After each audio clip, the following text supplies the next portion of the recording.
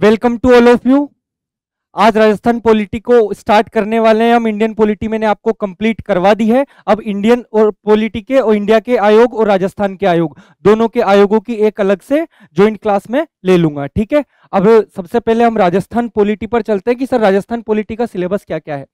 देखो, एक तो आपके राज्यपाल है, मुख्यमंत्री, मंत्रिपरिषद, महाधिवक्ता, राज्य विधानमंडल, हाईकोर्ट और न्यायिक प्रणाली है ये पूरा, ठीक है। और उसके बाद एक है नागरिक अधिकार और विधिक पत्र। ये वाला पार्ट मैं आज इस क्लास में आपको कंप्लीट कराऊंगा। उसके अलावा आपके जिला सुशासन, स्थानीय सुशासन और ये सारा कंप्लीट सचिव वाला पार्ट है। और उसके अलावा जितने आयोग है वो एक, इन दोनों की क्लास सेपरेट होगी और इसकी एक क्लास सेपरेट होगी, ठीक है। अब अगले चलते हैं अपन एक एक को। सबसे पहले स्टेट पॉलिटी को शुरू करने से पहले जरूरी है कि राज्य क्या होता है इस चीज को पहचानना। राज्य और देश का भौतिक अंतर क्या है, मूल अंतर क्या है, उसको पहचानना। शुरू करते हैं। राज्य क्या होता है सर? एक क्षेत्रफल होगा, उस क्षेत्रफल में जनसंख्या भी निवास करनी चाहिए। पहली शर्त क्या? उसके पास एरिया हो। दूसरी शर्त क्या? उसमें निवास करने वाली जनसंख्या भी हो। तीसरी शर्त क्या होगी सर? वहां पर शासन करने के लिए कोई सरकार भी होनी चाहिए। तीन शर्त तो हो गई। हाँ सर, ये देश में भी होती है। चौथी शर्त ये होती है कि सर राज्य संप्रभु नहीं होता, देश संप्रभु होता है। कल को राजस्थान सरकार बोले कि हम तेजाजी महाराज की फोटो वाले नोट छापेंगे, क्या वो छाप सकते हैं? नहीं छाप सकते। पंजाब वाले बोले कि गुरु नानक जी की फोटो छापेंगे, नहीं छाप सकते। जरूरी है कि राज्य संप्रभु नहीं होता, लेकिन देश देश संप्रभु होता है। भारत सरकार आज चाहे तो उसको किसी भी निर्णय के लिए जाके किसी से, यूनाइटेड नेशन से हो या फिर अमेरिका के प्रेसिडेंट से सलाह लेने की जरूरत नहीं होती। उस पर वो बंदिश भी नहीं लगा सकते। तो देश अपने एक्सटर्नल और इंटरनल डिसीजन लेने में स्वतंत्र होता है, राज्य नहीं होता। तो यही मूलभूत अंतर है किसके अंदर? राज्य और देश के अंदर। तो आर्टिकल 152 में आप क्या पढ़ रहे हो? राज्य की परिभाषा। समझ में आया आप लोगों को? राज्य क्या होता है? एक क्षेत्रफल होता है, क्षेत्रफल में जनसंख्या निवास करती है। 2 पॉइंट। तीसरा पॉइंट सर, वहां पर शासन करने के लिए सरकार होती है। चौथी पॉइंट, वो सरकार संप्रभु नहीं होती। ये चीज आपको ध्यान रखनी है। दूसरी चीज, प्रत्येक राज्य का एक राज्यपाल होगा, राज्यपाल का पद। तो 153 में क्या है सर? राज्यपाल का पद। राज्यपाल के पद की जरूरत क्यों पड़ी? ये सेंटर है, केंद्र है। केंद्र को कैसे पता चलेगा? केंद्र के पास पहले ही बहुत सारे काम होते हैं कि सर केरला के अंदर रियलिटी में चल क्या रहा है, वहां की गवर्नमेंट में, जम्मू कश्मीर की गवर्नमेंट में क्या चल रहा है, इधर JNK की में, इधर राजस्थान की गवर्नमेंट में क्या चल रहा है, इधर आसाम की गवर्नमेंट में क्या चल रहा है। हर जगह केंद्र नहीं पहुंच सकता। तो केंद्र अपना एक आदमी बिठाता है, अपना एक प्रतिनिधि नियुक्त करता है। कहां पर? राज्य के अंदर। जो केंद्र को सारी गुप्त सूचनाएं देता है, राज्य की हर कंडीशन के बारे में बता देता है कि कब कहां सरकार गिरने वाली है, कब सरकार संवैधानिक नियमों के खिलाफ जा रही है, कब सरकार केंद्र के दिशा निर्देशों के खिलाफ जा रही है। तो इन इन जगहों पर अपना एक मोहरा बिठा देगा कौन? केंद्र। और इसी को हम नाम देते हैं राज्यपाल। राज्यपाल का पद इसीलिए बनाया गया था। लेकिन राज्यपाल का पद मेनली काम करता था कि राजस्थान सरकार जैसे स्टेट गवर्नमेंट है आपकी और सेंट्रल गवर्नमेंट है, उनके बीच में एक कड़ी का काम करे। लेकिन अब कंडीशन क्या आ चुकी है? धीरे धीरे राज्यपाल केंद्र का मोहरा बन चुका है। केंद्र का मोहरा क्यों बोल रहा हूं मैं शब्द, इस चीज को ध्यान से समझना कि अगर केंद्र में किसी अलग पार्टी की सरकार है और राज्य में अलग पार्टी की सरकार है, तो कई बार राज्यपाल उनके बिल वगैरह में बहुत ज्यादा नाटक करता है, बिल पास होने नहीं देता, बार बार राज्य सरकार के कार्यों में अड़चन पैदा कर देता है। तो इसीलिए ज्यादा जरूरी है कि ये राज्यपाल की जो पद होता है उसको न्यूट्रल किया जाए। इसके लिए पुंछी आयोग ने एक सिफारिश भी की थी 2007 में कि राज्यपाल को हटाने के लिए सर विधानसभा में भी महाभियोग की प्रक्रिया अपनानी जानी चाहिए। कि केंद्र ने तो भेज दिया, लेकिन अगर विधानसभा में लग रहा है, उस राज्य के लोगों को लग रहा है, उस राज्य के नेताओं को लग रहा है कि ये राज्यपाल काम के आड़े आ रहे हैं, बार बार सुचारू रूप से काम करने नहीं दे रहे, तो उनको क्या किया जा सकता है? महाभियोग के द्वारा हटा दें। लेकिन ये सिफारिश सभी स्वीकार नहीं हुई, ये चीज भी आपको ध्यान रखनी है। तो 153 में राज्यपाल का पद हो गया, ठीक है सर। राज्यपाल, 7वां संविधान संशोधन अधिनियम आया था 1956 में। इसमें क्या बात बोली गई? एक ही व्यक्ति 2 या 2 से ज्यादा राज्यों का राज्यपाल हो सकता है, या फिर एक साथ में यूनियन टेरिटरी का भी उसको कार्यभार संभालने को दे दिया जा सकता है। राज्यपाल होता है हमारे राज्य में, और उपराज्यपाल की पोस्ट होती है लेफ्टिनेंट गवर्नर, जो LG जिसको हम बोलते हैं, वो कहाँ होती है सर? हमारे यूनियन टेरिटरीज यानी केंद्र शासित प्रदेशों में, ठीक है। वेतन की अगर बात करें, राज्यपाल का वेतन होता है कितना? 3.5 लाख रुपए, ठीक है। लेकिन अगर 2 राज्यों का ज्वाइंट राज्यपाल है, तो ऐसा नहीं होगा कि दोनों को अलग अलग राज्यों से दोनों से ही वो वेतन लेगा कि 3.5 लाख इधर से उठा लिए, 3.5 लाख उधर से उठा लिए, फिर तो इसका वेतन राष्ट्रपति से भी ज्यादा हो जाएगा। राष्ट्रपति का वेतन ही 5 लाख होता है, इनका तो 7 लाख हो जाएगा। इसलिए याद रखना, इनका वेतन वही रहेगा, लेकिन इस वेतन को आधा हिस्सा एक राज्य देगा और आधा हिस्सा दूसरा राज्य देगा, अगर ये 2 राज्यों के राज्यपाल है। ये चीज भी आपको ध्यान रखनी है, ठीक है। 7वें संविधान संशोधन अधिनियम 1956 में प्रावधान किया गया था कि 2 या 2 से अधिक राज्यों का एक राज्यपाल हो सकता है। राज्यपाल का पद क्लियर हुआ आप लोगों को?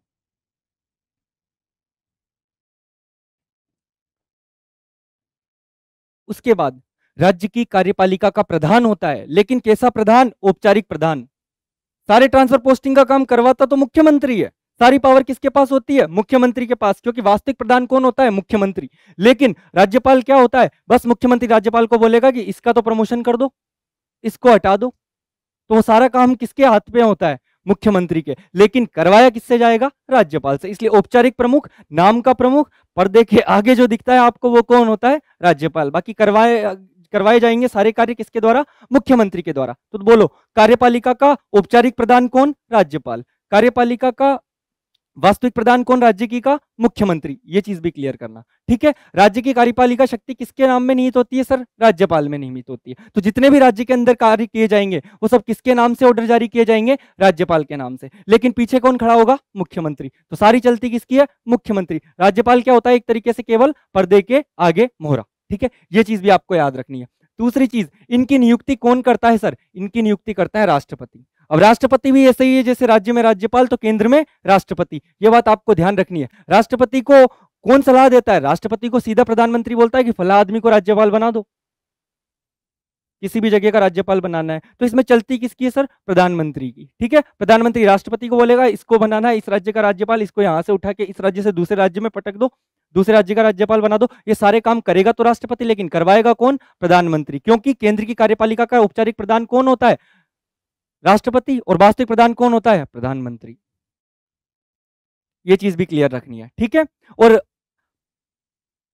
राष्ट्रपति द्वारा राज्य के राज्यपाल की नियुक्ति का जो प्रावधान है वो कहां से लिया है हमने सर? कनाडा के संविधान से। कनाडा के संविधान से। ये चीज भी आपको ध्यान रखनी है, ठीक है। तो समझ में आ गया, राज्यपाल की नियुक्ति कौन करवाता है? राष्ट्रपति। लेकिन कौन उसको एडवाइस देता है? उधर कौन बोलता है उसके कान में किसको बना दो, और उसको वही उसी को बनाना पड़ता है, वो होते हैं हमारे प्रधानमंत्री। ये चीज क्लियर हुई आपको? आपको याद हो तो जब मुख्यमंत्री थे नरेंद्र मोदी जी, कहाँ के? गुजरात के। उस समय पर क्या होता था? नरेंद्र मोदी जी की कई सारे बिल पेश कर करके जाते थे, कई सारे बिलों को अटका देती थी कौन? कमला बेनीवाल। उस समय गुजरात की राज्यपाल हुआ करती थी। और जब नरेंद्र मोदी सत्ता में आए केंद्र के अंदर, जब प्रधानमंत्री पद पे आए, तो सबसे पहले कमला बेनीवाल को उठा के यहां से सीधा मेघालय पहुंचा दिया गुजरात से। क्या हो तुमने तब बहुत नाटक किए थे। तो सारा किसके हाथ में होता है खेल?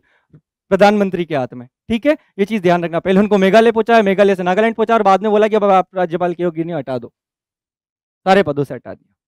तो सारी पावर किसके पास होती है रियल में? प्रधानमंत्री के पास। ये चीज भी आपको ध्यान रखनी है, ठीक है। तो नियुक्ति कंप्लीट हो गई इसकी। कार्यकाल याद रखना, इनका कार्यकाल 5 साल नहीं होता। किसकी इच्छा पर निर्भर करता है? सीधा सीधा राष्ट्रपति के प्रसाद पर्यंत। राष्ट्रपति ने बोल दिया कि जाओ 10 साल तक रहो तो रह लो। सीधा किसके हाथ में इनका कार्यकाल? राष्ट्रपति के प्रसाद पर्यंत। ये बात आपको ध्यान रखनी है। त्यागपत्र किसको देंगे सर? राष्ट्रपति को। ये चीज भी आप ध्यान रखना, ठीक है। और उसके अलावा हटाने का आधार कोई भी उल्लेखित नहीं है, राष्ट्रपति की इच्छा पर निर्भर है। राष्ट्रपति चाहे जिसको बना दे, राष्ट्रपति चाहे जिसको हटा दे, ठीक है। अगर राज्यपाल अनुपस्थित है तो उसका कार्य कौन करेगा सर? हाईकोर्ट का चीफ जस्टिस, ठीक है। हमारी जो हाईकोर्ट है उसके मुख्य न्यायाधीश किसके कार्यों का निर्वहन करेंगे? राज्यपाल के कार्यों का। ये चीज भी क्लियर हो गई। वो मैंने आपको बता ही दिया कि राज्यपाल के पद को लेके केंद्र के अंदर और उन दोनों में बहुत ज्यादा विवाद रहता है, केंद्र, सेंटर और स्टेट में। क्योंकि मैंने आपको बताया था कि राज्यपाल की गठन तो, राज्यपाल की नियुक्ति तो इसलिए की गई थी कि भाई ठीक है, देश एकात्मक भी है हमारा, साथ साथ संघात्मक होने के साथ, ठीक है। इसलिए केंद्र सरकार को पता रहनी चाहिए सारी चीजें राज्य की, कि राज्य में क्या क्या चल रहा है, और वो सारी सूचनाएं कौन देता है? राज्यपाल देता है। लेकिन धीरे धीरे राज्यपाल तो केंद्र में अगर डिफरेंट सरकार है, राज्य में डिफरेंट सरकार है, तो राज्य सरकार की कई सारी कामों में अड़चन पैदा कर देता है, और इसीलिए राज्यपाल का पद बहुत ज्यादा विवादास्पद हो जाता है।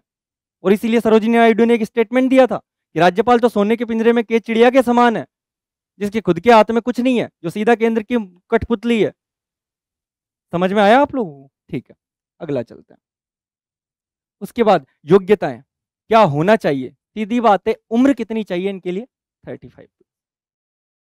ये चीज याद रहेगी, ठीक है सर। भारत का नागरिक होना चाहिए, ये योग्यताएं होनी चाहिए। क्या नहीं होनी चाहिए? शर्तें देखो, वही शर्तें कि सर पागल नहीं होगा, दिवालिया नहीं हो, लाभ के पद पर नहीं हो। याद रखना, लाभ का पद क्या, लाभ के पद में आएंगे जितने भी आपके गवर्नमेंट सर्वेंट होते हैं, जितने भी लोग जो सरकारी नौकरियों में होते हैं, वो सबको ही लाभ के पद पे, जितने अधिकारीगण होते हैं वो सब लाभ के पद पे। लेकिन विधायक लाभ के पद पर नहीं होता, सांसद लाभ के पद पर नहीं होता, क्योंकि वो कौन होते हैं? जनसेवक, वो जनता के सेवक है, वो लाभ के पद पर नहीं है, तो उन्हें लाभ के पद में काउंट नहीं किया जाता। रिमेंबर दिस थिंग, ठीक है। वेतन, वेतन कहां से दिया जाता है इसको? राज्य की संचित निधि से, और संचित निधि पर भारित व्यय होता है इनका वेतन। आप बोलोगे सर संचित निधि पर भारित व्यय मतलब? संचित निधि पर भारित व्यय मतलब संचित निधि से हम जब भी पैसा निकालते हैं ना, तो हमें विनियोग विधेयक पारित करना पड़ता है संसद में, बिना उसकी परमिशन के हम पैसा नहीं निकाल सकते। और संचित निधि से पैसा डायरेक्टली किसके अकाउंट में चला जाता है? इनके में, राज्यपाल के में। इसीलिए भारित व्यय होता है कि इसके लिए कोई भी बिल पास करने की जरूरत नहीं पड़ती संसद से। ये चीज भी ध्यान रखना है, ठीक है। मतलब राज्य के अंदर विधानसभा से, विधानमंडल से, ठीक है। सैलरी मैंने बता दी, 3.5 लाख रुपए पर मंथ होती है इनकी। और याद रखना, पागल, दिवालिया और लाभ के पद पर तो नहीं होना चाहिए, साथ में उस राज्य का निवासी भी नहीं होना चाहिए। आप बोलोगे कि सर सारी पावर तो राज्य सरकार के पास होती है, राज्यपाल केंद्र का मोहरा है, फिर ये शर्त क्यों रखी कि उस व्यक्ति को उस राज्य का निवासी नहीं होना चाहिए राज्यपाल होने के लिए? याद रखना, जब आपातकाल का समय आता है ना, तो मुख्यमंत्री हो या पूरी आपकी विधानमंडल हो, इसकी पावर धरी रह जाती है। सारी पावर किसके हाथ में आ जाती है? राज्यपाल के हाथों में। और राज्यपाल ही सारे कार्य करता है उस समय। तो याद रखना, अगर किसी से उसकी दुश्मनी हुई, वो उसी स्टेट का हुआ, तो उस व्यक्ति की हालत खराब कर देगा। इसीलिए राज्यपाल के लिए शर्तों में क्या प्रावधान है कि वो उस राज्य का निवासी नहीं होना चाहिए। ये चीज क्लियर हो गई? ठीक है सर। राज्यपाल को शपथ कौन दिलाएंगे? राज्यपाल को शपथ दिलाने का काम करते हैं मुख्य न्यायाधीश। कौन करते हैं? मुख्य न्यायाधीश, ठीक है। ये चीज भी आप याद रखना। और तीसरी अनुसूची में उल्लेखित नहीं है इनकी शपथ, राष्ट्रपति की हो, उपराष्ट्रपति की हो या राज्यपाल की शपथ हो, ये तीनों की शपथ तीसरी अनुसूची में उल्लेखित प्रारूप के अनुसार नहीं ली जाती। इनके लिए अलग से आर्टिकल में इनका प्रारूप लिख रखा है, ये चीज भी ध्यान रखनी है। अगली चीज, आपातकाल के समय राष्ट्रपति राज्यपाल के कार्यवाहन के लिए नियम बना सकता है, ठीक है। तो इमरजेंसी के समय सारी पावर किसको दे दी जाती है? राज्यपाल को। और फिर राष्ट्रपति जैसे जैसे बोलेगा, राष्ट्रपति के दिशा निर्देशों के अनुसार। याद रखना, राज्यपाल की चाबी सीधे सीधे राष्ट्रपति के हाथ में। और डायरेक्टली देख, इनडायरेक्टली देखे तो राष्ट्रपति के भी हाथ में नहीं है, वो प्रधानमंत्री के हाथ में। तो वही करेगा ना, प्लीजिंग द प्रधानमंत्री, प्रधानमंत्री को प्रसन्न करने के लिए जो जो किया जाए वही करूं, केंद्र सरकार के खिलाफ तो जाएगा नहीं। तो ये चीज भी आपको ध्यान रखनी है, ठीक है। राज्यपाल की क्षमादान शक्तियां, ये सिमिलर वैसे ही है जैसे राष्ट्रपति की शक्तियां थी, ठीक है। लेकिन याद रखना, दो चीजें डिफरेंट है। क्या क्या डिफरेंट है सर? राज्यपाल कभी भी मृत्यु दंड की सजा को माफ नहीं कर सकता। जैसे जिसको किसी व्यक्ति को फांसी की सजा हो गई, उसको क्षमा नहीं कर सकता। पहली चीज ये हमेशा ध्यान रखना। और दूसरी चीज क्या है सर? पहली तो गई कि राज्यपाल कभी भी फांसी की सजा को माफ नहीं करेगा, और उसके अलावा मार्शल कोर्ट की जो सजा होती है, मतलब सैन्य न्यायालय की जो सजा होती है, उसको भी राज्यपाल कभी भी माफ नहीं करता, ठीक है। तो राज्यपाल को मृत्युदंड का मामला हुआ या सैन्य न्यायालय का मामला हुआ, इन दोनों में क्षमा करने का अधिकार राष्ट्रपति को तो है, लेकिन राज्यपाल को नहीं है। ये चीज ध्यान रखना है, ठीक है। मृत्युदंड को पूर्णतः क्षमा नहीं कर सकता, सेना न्यायालय को क्षमादान नहीं दे सकता। कौन? राज्यपाल, राष्ट्रपति दे सकता है। लेकिन यहां पर एक चीज याद रखना, मृत्युदंड को पूर्णतः क्षमा तो नहीं करेगा, लेकिन यह कर सकता है कि उसकी प्रकृति बदल दे, या तो उसको स्थगित कर दे या उसका नेचर चेंज कर दे। कि मृत्युदंड है उसको किसके अंदर कर दिया? उम्र कैद के अंदर, ठीक है, कन्वर्ट करके रख दिया। तो ये चीज भी आपको ध्यान रखनी है, ठीक है। उसके अलावा औपचारिक प्रदान होता है, मैंने बता दिया आपको, कार्यपालिका का। तो सारी नियुक्तियां कौन करेगा? राज्यपाल। लेकिन नियुक्ति के लिए नाम कौन भेजेगा? मुख्यमंत्री। मुख्यमंत्री ने बोला ना कि एक को बनाना है तो एक को ही बनाना पड़ेगा, राज्यपाल अपनी इच्छा से किसी और को नहीं बना सकता। तो ये बात दिमाग में गांठ बांध के रख लो, ठीक है। नियुक्ति कौन किस किस की करेगा सर? पहली चीज, ये तो स्वविवेक से करता है, सीएम और अन्य मंत्रियों की। मुख्यमंत्री की भी करेगा, अन्य मंत्रियों की भी करेगा। महाधिवक्ता की भी नियुक्ति कौन करेगा? राज्यपाल। लेकिन किसके कहने पे? वही मुख्यमंत्री। आरपीएससी सदस्य और अध्यक्षों की नियुक्ति भी कौन करेगा? राज्यपाल, ठीक है। और इनके अंदर जितने भी पोस्ट के अंदर आपके बड़े बड़े अधिकारी होते हैं, तो याद रखना ये सारे रिटायर्ड आईएएस होते हैं।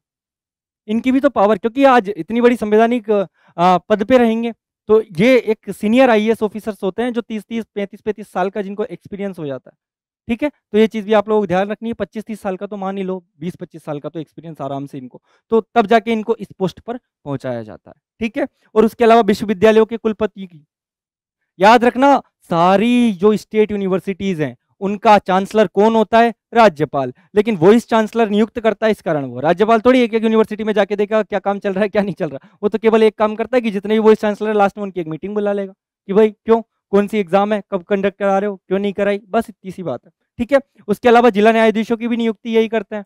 ठीक है, याद रखना हाईकोर्ट जजेस की नियुक्ति कौन करेगा? राष्ट्रपति। लेकिन डिस्ट्रिक्ट कोर्ट के जजेस की नियुक्ति कौन करेगा? राज्यपाल। ठीक है, राज्य निर्वाचन आयोग तो उनकी भी नियुक्ति राज्यपाल करेंगे, राज्य वित्त आयोग के अध्यक्ष की नियुक्ति भी राज्यपाल करेंगे। ये चीज भी आपको ध्यान रखनी है। ठीक है, लेकिन किसकी एडवाइस से करेंगे? तो जब मैं आयोग पढ़ाऊंगा राज्य का निर्वाचन आयोग और राज्य वित्त आयोग, उसी समय पे सारे प्रावधान है तो वो आपको वहां पर बता दिए जाएंगे। बस अभी आपको ये याद रखना है कि इनकी नियुक्ति किसके द्वारा की जाती है? राज्यपाल के द्वारा।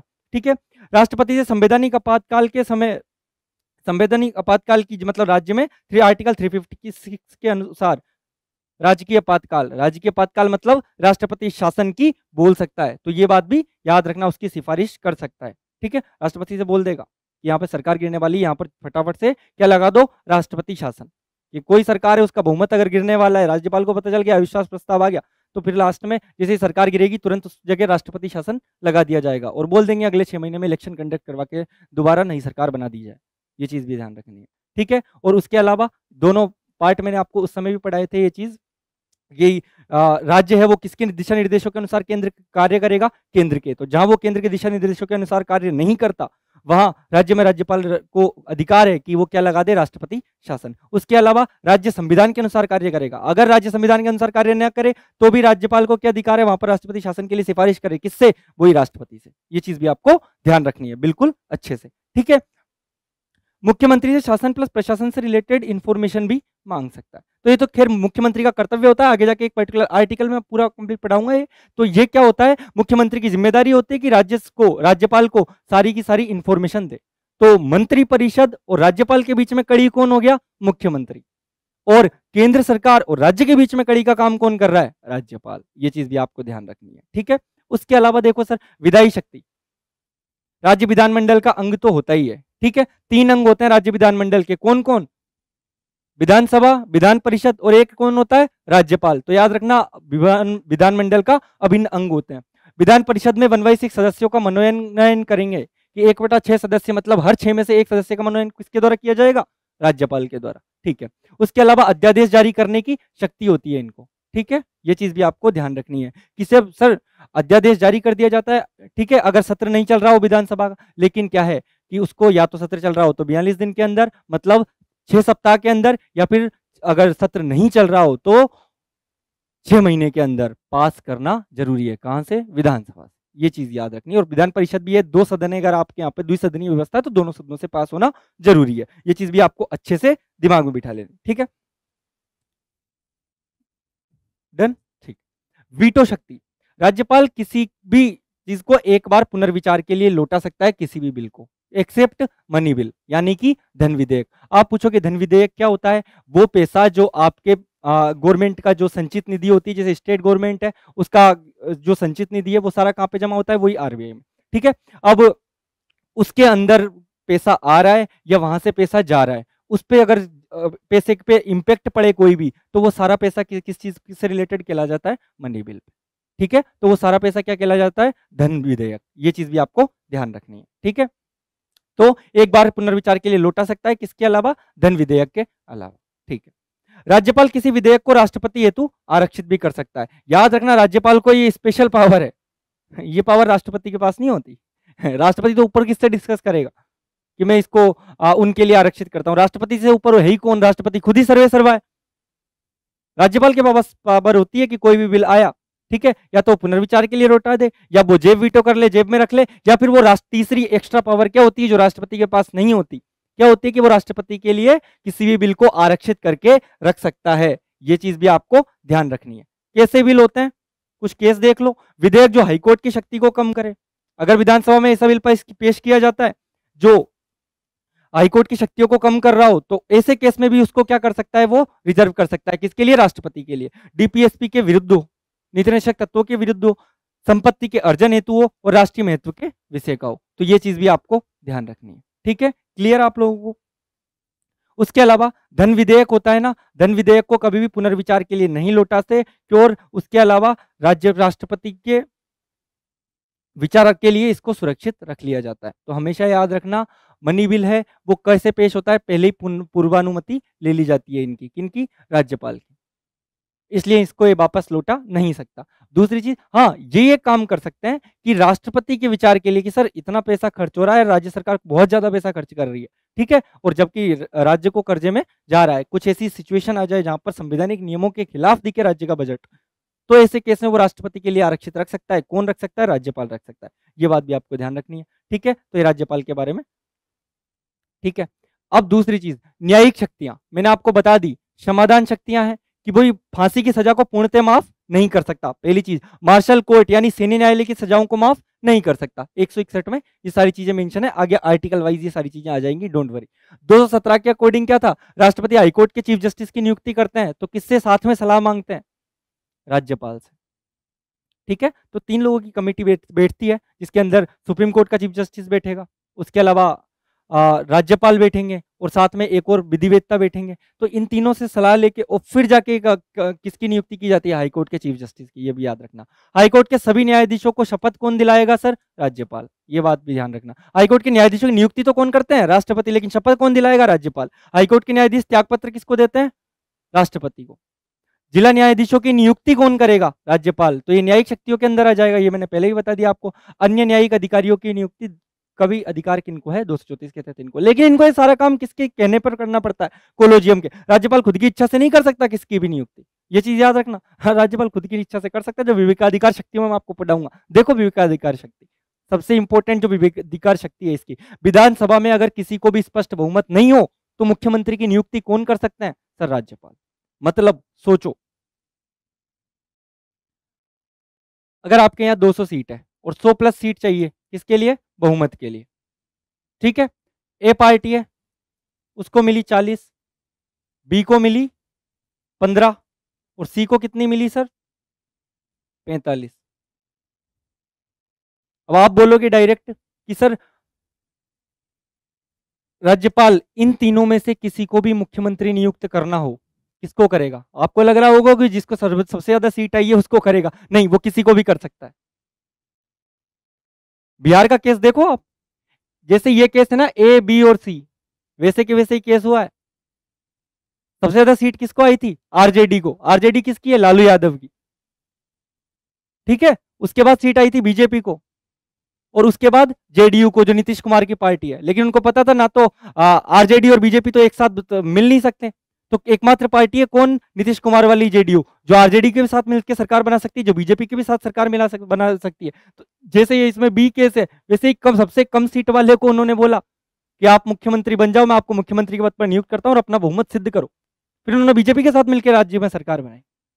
तो हमेशा याद रखना ये चीज कि राज्यपाल किसी को भी बना सकता है, ये उसके स्वविवेक पर निर्भर करता है। उसको ये लगता है ना कि ये आदमी सरकार बना सकता है या ये आदमी बहुमत सिद्ध कर सकता है, उसी को क्या बनाया जाता है? मुख्यमंत्री। उसी को क्या नियुक्त किया जाता है? मुख्यमंत्री। याद रखना, मुख्यमंत्री का कभी निर्वाचन नहीं होता, मुख्यमंत्री का निर्वाचन एज एन एमएलए होगा, लेकिन नियुक्ति होती है मुख्यमंत्री की, ठीक है। ये चीज भी ध्यान रखनी है। एक तो ये चीज हो गई, साथ में सर विधानसभा के सत्राहुत कर सकता है, सत्रावसन कर सकता है और विघटन कर सकता है। विधानसभा का विघटन भी कौन करेगा? राज्यपाल। सत्र बुलाएगा कौन? राज्यपाल। वही केस है, कैसे? जितने भी एमएलए होते हैं उनको पहले तो अपने अपने जो विधायक का जो क्षेत्र है उनका, ठीक है, जो अपना अपना एरिया है वहां पे चले जाओ, देखो आपके लोगों की प्रॉब्लम क्या क्या है, अपने लोगों से जा जाके प्रॉब्लम सुनो। और जब सेशन बुलाऊं तो सेशन को बुलाएगा 17 आहूत, मतलब आहूत यानी बुलाना, तो सत्र को बुलाएगा, सारे विधायकों को बुला लेगा कि आ जाओ सब जयपुर के अंदर विधानसभा में। फिर वहां पे सारे डिस्कशन चलेंगे, सत्र चलेंगे। और जब सत्र का सारा काम कंप्लीट हो गया कि अपने अपने लोगों की मांग उठा ली, योजनाएं पारित करनी थी कर ली, जो जो बिल पेश करने थे कर लिए, तो वापस सत्रावसन कर देगा कि अब जाओ वापस अपने अपने इलाके में और वापस अपने अपने इलाके की समस्याओं को देखो। तो सत्राहुत भी करता है कौन? राज्यपाल। सत्रावसन भी कौन करता है? राज्यपाल। और याद रखना, जब कंप्लीट हो जाएगा कार्यकाल या फिर कभी सरकार गिर जाए तो विघटन कौन करेगा? सरकार गिरने के केस में कोई भी एक पार्टी उस पर अविश्वास प्रस्ताव आया, बहुमत सिद्ध नहीं कर पाई, तो ऐसे केस में राज्य की सरकार गिरा दी जाती है। तो उस समय जो विधानसभा है, विधानसभा का विघटन कौन करता है? राज्यपाल करता है। ये चीज भी आपको ध्यान रखनी है, ठीक है। उसके अलावा मंत्रिपरिषद को भी भंग कर सकते हैं, ठीक है। याद रखना, अगर मुख्यमंत्री है, होता तो यह है कि अगर मुख्यमंत्री की मृत्यु हो जाए मुख्यमंत्री त्याग पत्र दे दे, कुछ भी केस हो तो ऐसे केस में पूरी की पूरी मंत्रिपरिषद भंग हो जाती है। लेकिन याद रखना, मंत्रिपरिषद भंग होती है, दोबारा चुनाव नहीं होते। दोबारा चुनाव कब होंगे? जब केवल बहुमत नहीं रहे पार्टी का, ये चीज भी ध्यान रखनी है। ठीक है, तो विवेकाधिकार शक्तियों में ये दोनों हो गई। और उसके अलावा एक शक्ति है कि भाई किसी भी बिल को राष्ट्रपति हेतु आरक्षित करने की ताकत होती है राज्यपाल में। ठीक है, उसके अलावा राज्यों में राष्ट्रपति शासन भी लागू करवाने की सिफारिश कर सकते हैं, किससे? राष्ट्रपति से। राज्य की जानकारी मांग सकते हैं, किससे? मुख्यमंत्री से। सारी चीजें मैंने आपको अच्छे से बता दी। उसके अलावा देखो 163, राज्यपाल स्वविवेक शक्तियों को छोड़कर मंत्रिपरिषद के परामर्श पर ही कार्य करेगा। ठीक है, ये जो स्वविवेक की शक्तियां कुछ इनकी, उसके अलावा मैंने बोला ना जितने भी कार्य हैं वो सब किसके परामर्श से किए जाएंगे? राज्यपाल के द्वारा, मंत्रिपरिषद। और मंत्रिपरिषद का भी स्टीयरिंग व्हील कौन होता है? मुख्यमंत्री। तो मुख्यमंत्री की ही एडवाइस से करेगा सारे कार्य, ये चीज भी ध्यान रखिए। ठीक है, उसके आगे देखते हैं।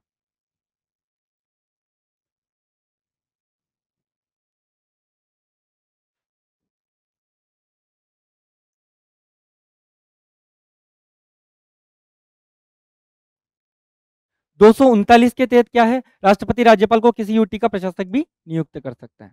ठीक है, मैंने बोल दिया राज्य का तो होगा ही, यूटी का कार्यभार भी एक्स्ट्रा में दे सकते हैं, किसको? राज्यपाल को। ये चीज भी याद रखना। 361 के तहत क्या है? एक प्रावधान है सर, राष्ट्रपति हो या राज्यपाल हो, याद रखना इन दोनों को आप अरेस्ट नहीं कर सकते पद पे रहते हुए, क्योंकि ये संवैधानिक पद है। राज्य के सबसे बड़े मुखिया के रूप में राज्यपाल बैठा होता है, भले वो औपचारिक ही हो, क्योंकि सारे काम उसी के नाम से किए जा रहे हैं। तो राज्य के प्रधान को थोड़ी आप अरेस्ट करके रख दोगे। ऐसे कैसे राष्ट्र के प्रधान मानिए कि राष्ट्रपति, उनको भी आप अरेस्ट करके नहीं रख सकते। याद रखना, उन पर कभी भी फौजदारी मुकदमा नहीं चलाया जा सकता, क्रिमिनल प्रोसीजर कोड उन पर कभी भी अप्लाई नहीं होगा। लेकिन कब तक? जब तक पद पर रहे।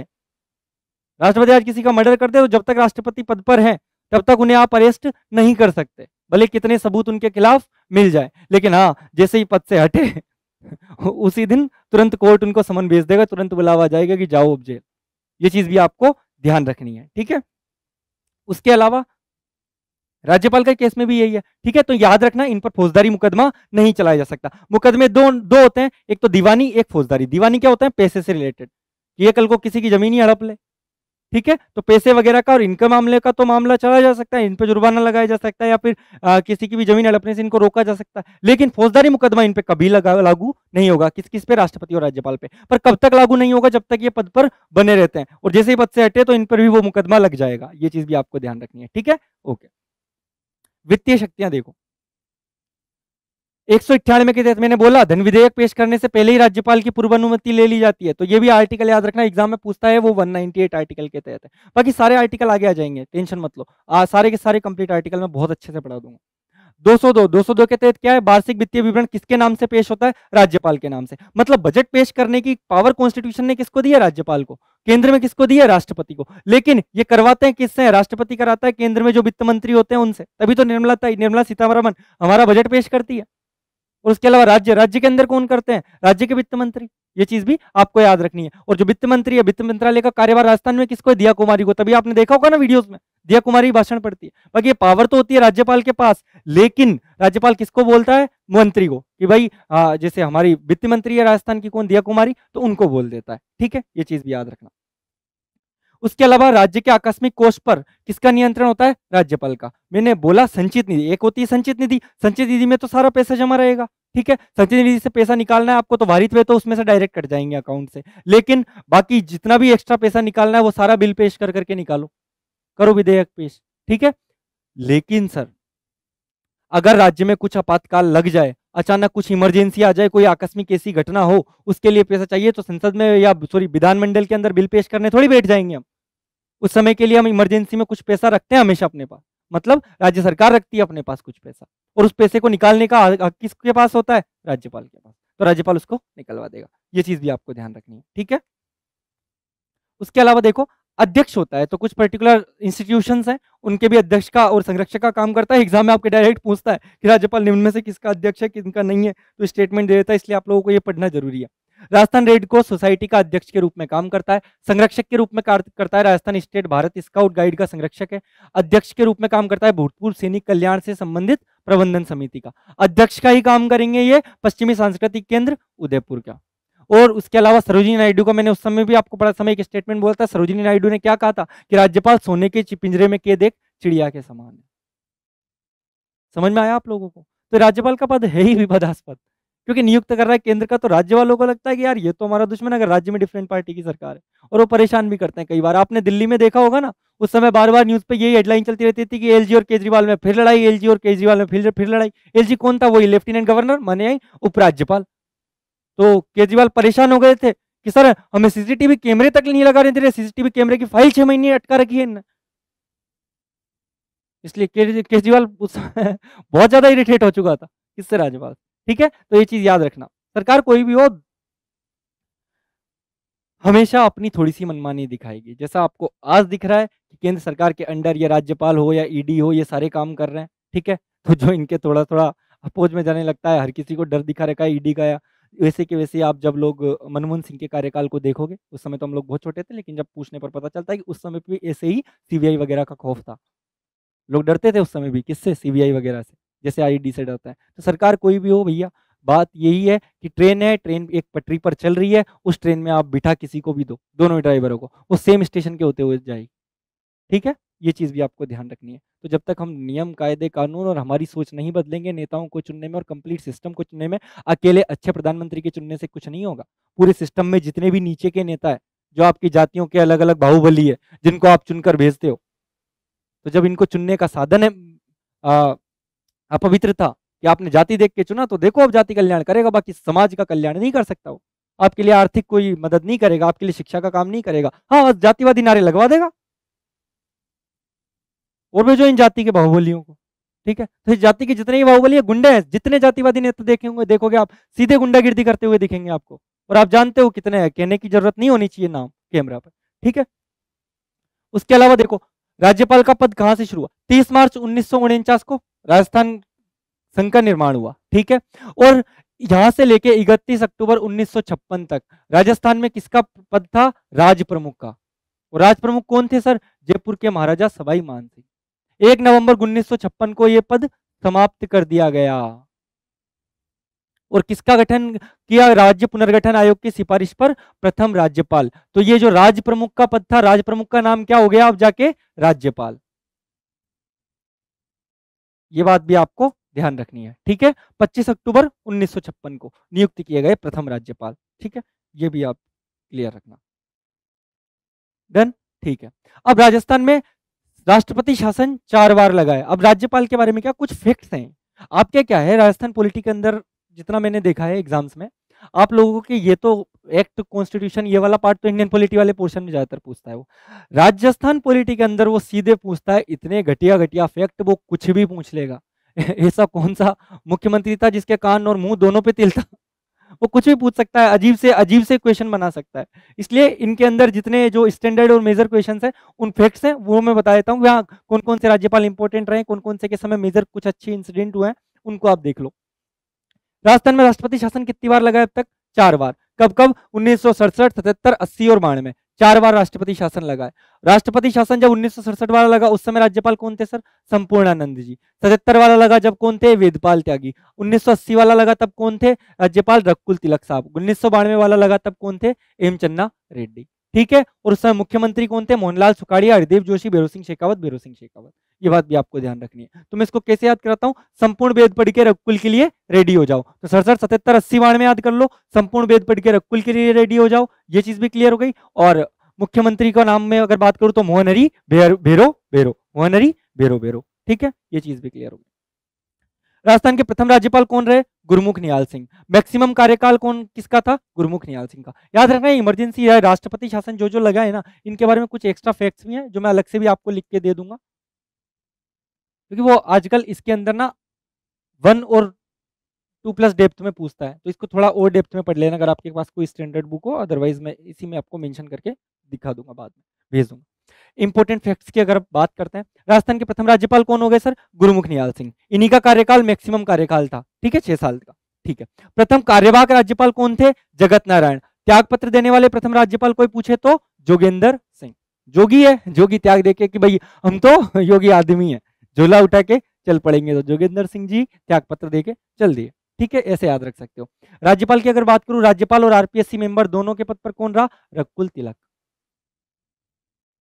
साहब। ठीक है, ये चीज भी आपको ध्यान रखनी है। ठीक है, उसके अलावा होल्का अध्यक्ष और राज्यपाल, हिंदुस्तान एरोनॉटिक्स लिमिटेड, इसका अध्यक्ष और साथ में राज्यपाल के पद पर कौन रहे? ओपी मेहरा जी। महिला राज्यपाल कौन कौन रही राजस्थान की? प्रतिभा पाटिल, प्रभा राव और मार्गरेट आल्वा। प्रतिभा, प्रभा और आल्वा, प्रतिभा, प्रभा और आल्वा, ये तीनों क्या रही? महिला राज्यपाल राजस्थान की। ठीक है, पूरा कार्यकाल किस किसने किया? गुरु संपूर्ण रूप से कल्याण कर गए, मतलब पूरा कार्यकाल कर गए, तो गुरुमुख निहाल सिंह, संपूर्णानंद और कल्याण सिंह, ये तीनों के नाम भी आपको याद रहने चाहिए। पद पर रहते हुए किन किन की मृत्यु हुई? दरबार में निर्मल मन से आओ शैलेंद्र, नहीं तो क्या होगा? प्रभाव गलत पड़ेगा। तो दरबारा सिंह, निर्मल, शैलेंद्र और प्रभा राव, ऐसे याद रख लेना इनको। ठीक है, राज्यपाल जो अदर राज्य के, जो राजस्थान के मुख्यमंत्री भी रहे। ठीक है, राजस्थान के कौन कौन से मुख्यमंत्री अन्य राज्यों में राज्यपाल के पद पर रहे? कहने का मतलब ये इस चीज का, तो मोहनलाल सुखाड़िया भी रहे, हरदेव जोशी, शिवचरण माथुर, जगन्नाथ पड़िया, ये से चीफ मिनिस्टर थे हमारे, जिन्होंने बाद में अन्य राज्यों के राज्यपाल के रूप में भी काम किया। ठीक है, तो राज्यपाल का पद आदमी ग्रहण ही तब करता है जब उसको लग जाता है कि अब राजनीति से रिटायरमेंट का टाइम आ गया और ज्यादा चीजें नहीं झेली जाती, तो अंत में क्या काम करते हैं? उसको राज्यपाल नियुक्त कर देते हैं। या फिर अगर केंद्र को लगता है कि फला आदमी का अब राजनीतिक करियर खत्म करना है, तो अंत में उसे राज्यपाल बना के कहीं भी किसी भी राज्य में बिठा दिया जाएगा, उसके बाद राजनीति में उसका आगे करियर खत्म हो जाता है। ठीक है, तो याद रखना, इसीलिए बहुत ज्यादा एजेड लोगों को बनाया जाता है राजनीति से, जिनका रिटायरमेंट का टाइम लेने का वक्त आ जाता है, उन्हीं को राज्यपाल नियुक्त किया जाता है।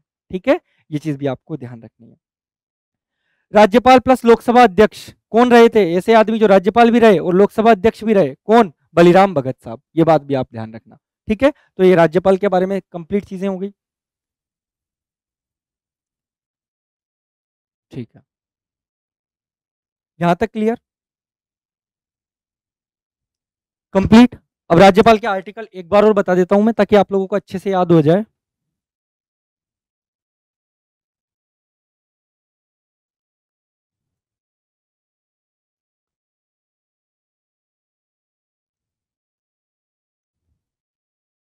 मतलब 153 से है ना आपकी स्टार्ट, 154, 155, 156, 157, 158, 159। ठीक है, रे राज्यपाल का पद, पद होगा 153 के तहत। कहां से? कार्यपालिका का प्रधान, कार्यपालिका का प्रधान होता है। नी, नियुक्ति का कार्यकाल, जो योग्यताएं, शर्तें क्या होनी चाहिए, और ये तो हो गया क्या होनी चाहिए क्या नहीं होनी चाहिए, इनको हम अर्हताएं भी बोलते हैं, और इनको क्या बोलते हैं? निरर्हताएं। ठीक है, और ये क्या हो जाएगी? शपथ। तो ये 153 से 159 तक इनके सारे आर्टिकल हो गए। 160 में मैंने बोला था इमरजेंसी के समय इनको जो भी दिशा निर्देश है कार्य के, वो कौन दे देंगे? राष्ट्रपति। 161 में मैंने क्या बोल दिया था? इनकी समाधान शक्तियां। ठीक है, ये चीज भी आपको ध्यान रखनी है। उसके बाद आ जाओ 163 से। ठीक है, 163 में क्या है? राज्यपाल की सहायता के लिए मंत्रिपरिषद होगी, जिसका प्रधान कौन होगा सर? मुख्यमंत्री। तो यहां से मंत्रिपरिषद वगैरह के बारे में आपके चर्चा स्टार्ट होगी। ठीक है, ये चीज क्लियर रखना है। अब पहले मैं थोड़ा सा ना आपको एक आइडिया दे देता हूँ, कई बच्चों को इस चीज में भी दिक्कत होती है। मंत्रिपरिषद याद रखना, ये राज्य है आपका, राज्य के अंदर यहाँ पे कौन होगा आपका? मुख्यमंत्री, सीएम। ठीक है, बहुमत दल के नेता को मुख्यमंत्री बनाया जाएगा। अब ये मुख्यमंत्री किसके पास जाएगा? राज्यपाल के पास। ठीक है, राज्यपाल के पास गया कि ये विभाग इन इन मंत्रियों को अलॉट कर दो, तो उनको मंत्री बनाया जाता है। तो सबसे पहले तो ये होते हैं कौन? प्रथम स्तर के मंत्री, जिनको हम बोलते हैं कैबिनेट मंत्री।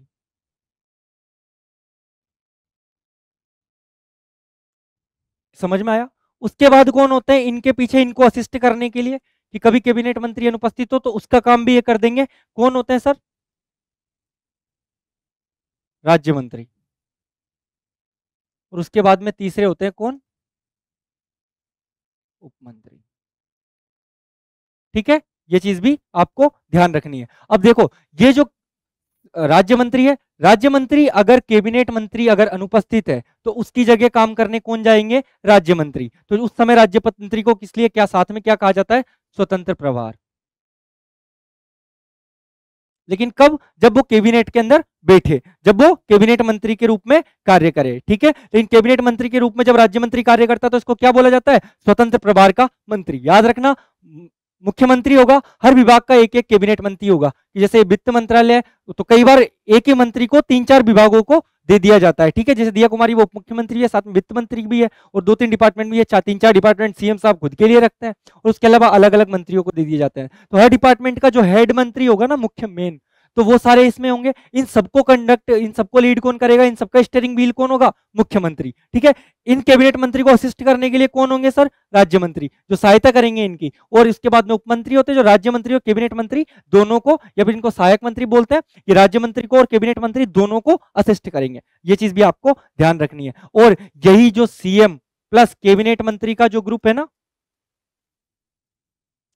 मंत्री, और साथ में अगर कैबिनेट मंत्री अनुपस्थित है तो उसकी जगह साथ में स्वतंत्र प्रभार के रूप में कौन आते हैं? ये स्वतंत्र प्रभार वाले राज्य मंत्री। सारे तो आएंगे नहीं, जिस कैबिनेट मंत्री की अनुपस्थिति है उसकी जगह जो जो स्वतंत्र प्रभार का आया है, यही क्या कहलाता है सर? आपका मंत्रिमंडल।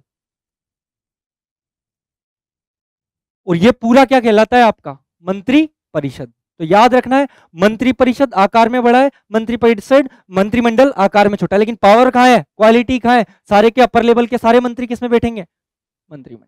क्लियर? इसके अंदर भी होंगे, लेकिन इसमें केवल क्वालिटीज है, नीचे के मंत्रियों को नहीं लिया गया। तो ये मंत्रिपरिषद हो गई, ये आपकी मंत्रिमंडल हो गई, ठीक है। और इनका हेड कौन होता है? मुख्यमंत्री। ये चीज भी आपको ध्यान रखनी है। अब इसके आगे जो चीजें हैं वो आपके लिए सरल हो जाएगी, ठीक है। समझ में तो आ गया ना आप लोगों को? एक एक चीज इसके बारे में समझ में आया? हर डिपार्टमेंट का अपना अपना होता है। जैसे अगर मैं बात करूं एजुकेशन मिनिस्टर की, मैं एजुकेशन की बात कर लेता हूं, एनवायरमेंट की बात कर लेता हूं, हर विभाग का, ठीक है। जैसे हम खनन की बात कर लें, ठीक है, माइंस की, इनका जो मंत्री होगा, तो हर किसी के अंदर एक तो कौन होगा? कैबिनेट मंत्री। एक कौन होगा सर? राज्य मंत्री, जो स्वतंत्र प्रभार के मंत्री बोलते हो। और उसके अलावा मंत्री या सहायक जिनको बोला जाता है, ठीक है। ये चीज भी क्लियर हो गई, ठीक है। ये तीनों होते हैं। और साथ में इधर कौन बैठता है? एडिशनल चीफ सेक्रेटरी, हर डिपार्टमेंट के अंदर कैबिनेट मंत्री के साथ। तो कैबिनेट मंत्री के बराबर की ताकत की पोस्ट होती है एडिशनल चीफ सेक्रेटरी की। लेकिन ये पहुंचते हैं धीरे धीरे यूपीएससी के बाद एग्जाम देते हो, यूपीएससी से एग्जाम होगा, फिर धीरे धीरे प्रमोशन के बाद पहुंचते हो आप एसीएस के पद पर। और जैसे इन सबको लीड करने का काम कौन करता है? सारे मंत्रियों को सीएम, वैसे ही साथ में इसके समकक्ष कौन बैठता है प्रशासन में? Chief secretary. तो मेन तो शासन इस साइड से चलता है, दिखता हमें इस साइड से। ये चीज भी आपको याद रखनी है, ठीक है। तो हर डिपार्टमेंट के अपने अपने होंगे ये तीनों, यही तीनों इस डिपार्टमेंट में होंगे। इसका भी एक एसीएस एडिशनल चीफ सेक्रेटरी होगा, इस डिपार्टमेंट में भी ये तीनों मंत्री होंगे, इसका भी एक एसीएस होगा, एडिशनल चीफ सेक्रेटरी।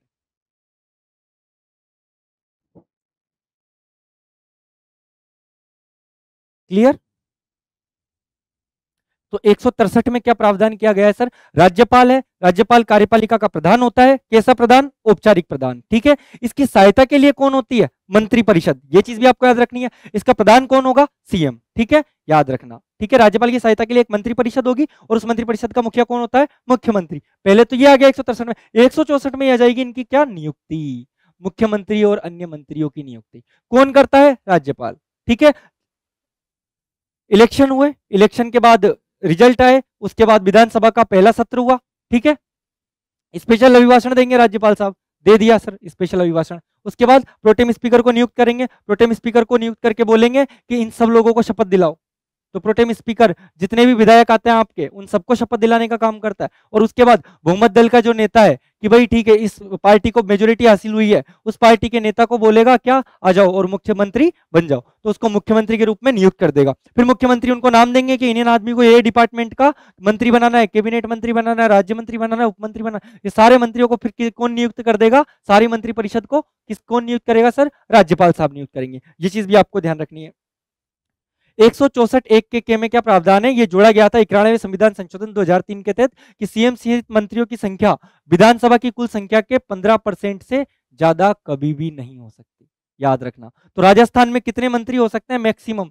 जैसे 200 एमएलए है ना आपके, विधानसभा की कुल संख्या कितनी है? 200, तो 15% यानी कि 30 मंत्री मैक्सिमम हो सकते हैं। ये चीज क्लियर कट ध्यान रखनी है आपको, ठीक है? ठीक सर।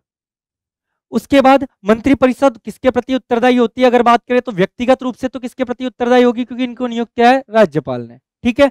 और सामूहिक रूप से किसके प्रति उत्तरदायी होती है सर? विधानसभा के। किसके प्रति उत्तरदायी होती है? विधानसभा के प्रति उत्तरदायी होती है।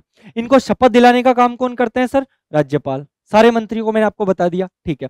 मंत्री बनने के 6 मंदिर के अंदर विधायक बनना आवश्यक है। अब देखो, राजस्थान में तो एक सदन है, इसलिए सीधे सीधे आप विधायक बनोगे तभी आप मंत्री बन सकते हो, ठीक है? या फिर हाँ, हो तो सकता है ऐसा भी, आपको मंत्री बना दिया जाए और उसके बाद आपके ऊपर ये जिम्मेदारी आ जाती है कि आने वाले 6 महीने में इलेक्शन जीत के आप कहीं से भी विधानसभा में एमएलए बनकर आ जाओ। ये चीज भी आपको याद रखनी है, ठीक है? वेतन एंड भत्ते किसके द्वारा तय किए जाते हैं? इनके विधानसभा के द्वारा तय किए जाते हैं, ठीक है? 91वें संविधान संशोधन 2003 के तहत राज्य विधानमंडल का एमएलए दल बदल के अकॉर्डिंग अयोग्य होगा, ठीक है? तो जैसे एमएलए दल बदल के अकॉर्डिंग अयोग्य होते हैं, मैंने आपको उसमें भी पढ़ाया था, वो 10वीं अनुसूची, वहां पर अनुसूची जब पढ़ाई थी इंडियन पॉलिटी के अंदर पार्ट 1 के अंदर, जिसने नहीं देखी हो वो सब जाके देख सकते हैं, ठीक है? तो वहां पे मैंने आपको दल बदल बताया था, मैंने बोला था दल बदल के आधार पर सांसदों की भी योग्यताएं तय होती है और किसकी होती है? विधायकों की योग्यताएं तय होती है, ठीक है? उसके आधार पर उनको डिस्क्वालीफाई किया जा सकता है, तो उसके बारे में मैंने बताया था। और मैंने ये बोलना चाह रहा हूं यहाँ पे कि जो मंत्री होते हैं ना, मंत्री को भी वैसे ही अयोग्य, मंत्री के लिए डायरेक्टली अलग से अयोग्य नहीं ठहराया जाएगा, मंत्री को एज ए एमएलए, जैसे एमएलए के अंदर डिस्क्वालिफिकेशन है दल बदल के आधार पर, ऐसे ही मंत्री के लिए भी डिस्क्वालिफिकेशन है, ठीक है? ये चीज आपको ध्यान रखनी है। उसके बाद 165 में कौन आते हैं सर? महाधिवक्ता। महाधिवक्ता कौन होते हैं? राज्य के प्रथम विधि अधिकारी, ठीक है? तो एक तरीके से क्या होते हैं? एडवोकेट। लेकिन इनकी पावर किसके बराबर होती है? जज के बराबर, चीफ जस्टिस के बराबर। किसके? हाईकोर्ट के। तो हाईकोर्ट के जजेस के बराबर पावर होगी किसकी? महाधिवक्ता की। ये चीज भी याद रखना, चीफ जस्टिस के बराबर होगी इनकी। तो वैसे जितने भी, जैसे हाईकोर्ट के जज हैं, वकील है, हाईकोर्ट के वकीलों की भी योग्यताएं वही है जो किसकी है? हाईकोर्ट के वकीलों की भी योग्यता सेम है जो हाईकोर्ट के जजेस की है। वैसे सुप्रीम कोर्ट के वकीलों की भी योग्यताएं सेम है जैसे जजों की है। समझ में आ गया? क्योंकि वहां पर बैठने वाले वकील भी कम नहीं होते जजों से, है ना? वो लोग भी तर्क में, बहुत सारे ऐसे किस्से हैं जिसमें आप देखोगे कि ना कई बार तो जज को भी एक बार उस तर्क के आगे ना हार माननी पड़ जाती है कि वकीलों के तर्क के आगे, ठीक है? तो जज भी अपनी मनमानी नहीं चला सकते कई वकीलों पे, ठीक है? नियुक्ति, हटाना, वेतन निर्धारित, ये सब कौन करता है? इनके राज्यपाल। किसके? महाधिवक्ता के, ठीक है? महाधिवक्ता कार्यवाही में भाग ले सकता है विधानसभा की में, बिल्कुल ले सकता है, लेकिन सर मतदान नहीं कर सकता। ये चीज भी आपको ध्यान रखनी है। क्या महाधिवक्ता मतदान कर सकता है आपकी विधानसभा में? नहीं कर सकता, ये बात भी ध्यान रखना, ठीक है? उसके बाद आ जाओ 12वां,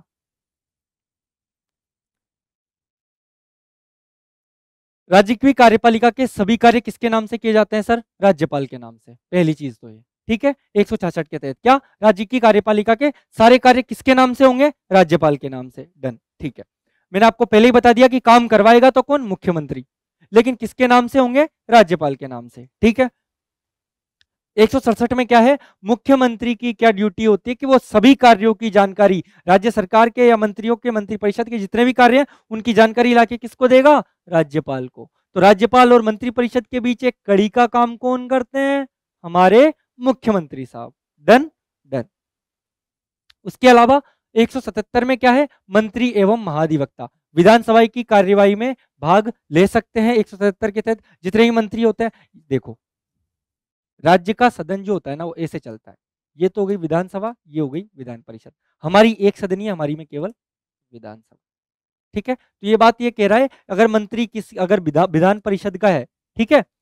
विधान परिषद के आदमी को भी मंत्री बनाया जा सकता है, जिन जगह जैसे यूपी है, यूपी में विधानसभा भी है, विधान परिषद में इसको मंत्री बनाया जा सकता है। लेकिन मंत्री बना दिया, ठीक है सर, आप विधानसभा में बैठो, आराम से कार्यवाही में भाग लो, कोई दिक्कत नहीं, लेकिन जब मतदान करना होगा तो आप अपने ही सदन में कर सकते हो, यहाँ पे आके उस समय पर आप मतदान नहीं कर सकते।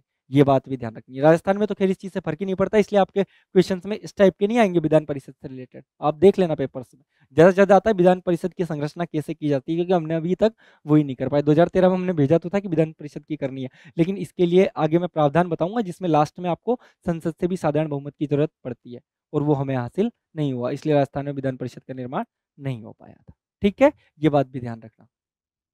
तो हो गया। ऐसे कैसे मैं महान्यायवादी का भी इससे जस्ट पहले आपको बताया कि सर महान्यायवादी भी किसकी कार्यवाही में भाग ले सकता है, विधानसभा की, लेकिन क्या नहीं कर सकता, मतदान नहीं कर सकता। वो बात भी आपको ध्यान रखनी है। ठीक है, उसके बाद मुख्यमंत्री पर आ जाता है। मुख्यमंत्री की नियुक्ति हुई, शपथ हुई, त्यागपत्र हुई। मुख्यमंत्री की नियुक्ति कौन करेंगे, राज्यपाल। त्यागपत्र किसको देंगे, राज्यपाल को। मुख्यमंत्री को शपथ दिलाने का काम भी कौन करेंगे, सर, राज्यपाल, पहली चीज। ठीक है, राज्यपाल का प्रमुख सलाहकार भी होता है कौन, मुख्यमंत्री। ठीक है, याद रखना। इनका कार्यकाल वही विधानसभा के कार्यकाल तक रहता है, वही सामान्यतः 5 साल। पद से कैसे हटाया जा सकता है, विश्वास प्रस्ताव द्वारा, कि इनके पास बहुमत ही ना रहे, उसके बिना आप नहीं हटा सकते। और बहुमत जब तक है तब तक मुख्यमंत्री साहब अपने पद पर बने रहेंगे। अविश्वास प्रस्ताव द्वारा ही इनको हटाया जाता है। ठीक है, अविश्वास प्रस्ताव लाएगा कौन, विपक्ष। विपक्ष को जब लगेगा कि यार जो विधानसभा है हमारी, उसके अंदर आजकल नेता लोग तो इनकी पार्टी के फेवर में है ही नहीं, तो एक बार एक काम करते हैं, वोटिंग कर लेते हैं और इनको बोलते हैं कि अपना विश्वास सिद्ध करो, तो अविश्वास प्रस्ताव उस समय पर लाया जाता है। ठीक है, और फिर जो बहुमत का नेता यानी कि मुख्यमंत्री, उसको अपना एक बार फिर वोटिंग करके वहां पर बहुमत सिद्ध करना पड़ता है कि हाँ मेरे पास अभी भी पावर है, मेरे पास अभी भी मेजोरिटी है। ठीक है, तो ये चीज ध्यान रखनी है। ठीक है सर, सभी एमएलए और सीएम का वेतन, ठीक है, मुख्यमंत्री हुआ, यस, जितने भी आपके विधायक हुए, जितने मंत्री हुए, उन सभी का वेतन किसके द्वारा तय किया जाता है, विधानसभा द्वारा तय किया जाता है। ठीक है, क्लियर सर, कोई दिक्कत नहीं। नियुक्ति, ये बात हटा लेना। किसकी नियुक्ति करेंगे सर, मुख्यमंत्री। हमेशा याद रखना, संसदीय सचिव की नियुक्ति करते हैं हमारे मुख्यमंत्री। किसकी, संसदीय सचिव की नियुक्ति, एकमात्र नियुक्ति जो मुख्यमंत्री खुद की इच्छा से करता है। बाकी सबकी नियुक्ति हो, चीफ सेक्रेटरी को भी नियुक्त तो राज्यपाल ही करेगा ना। नाम देगा कौन, मंत्रिपरिषद यानी कि मुख्यमंत्री।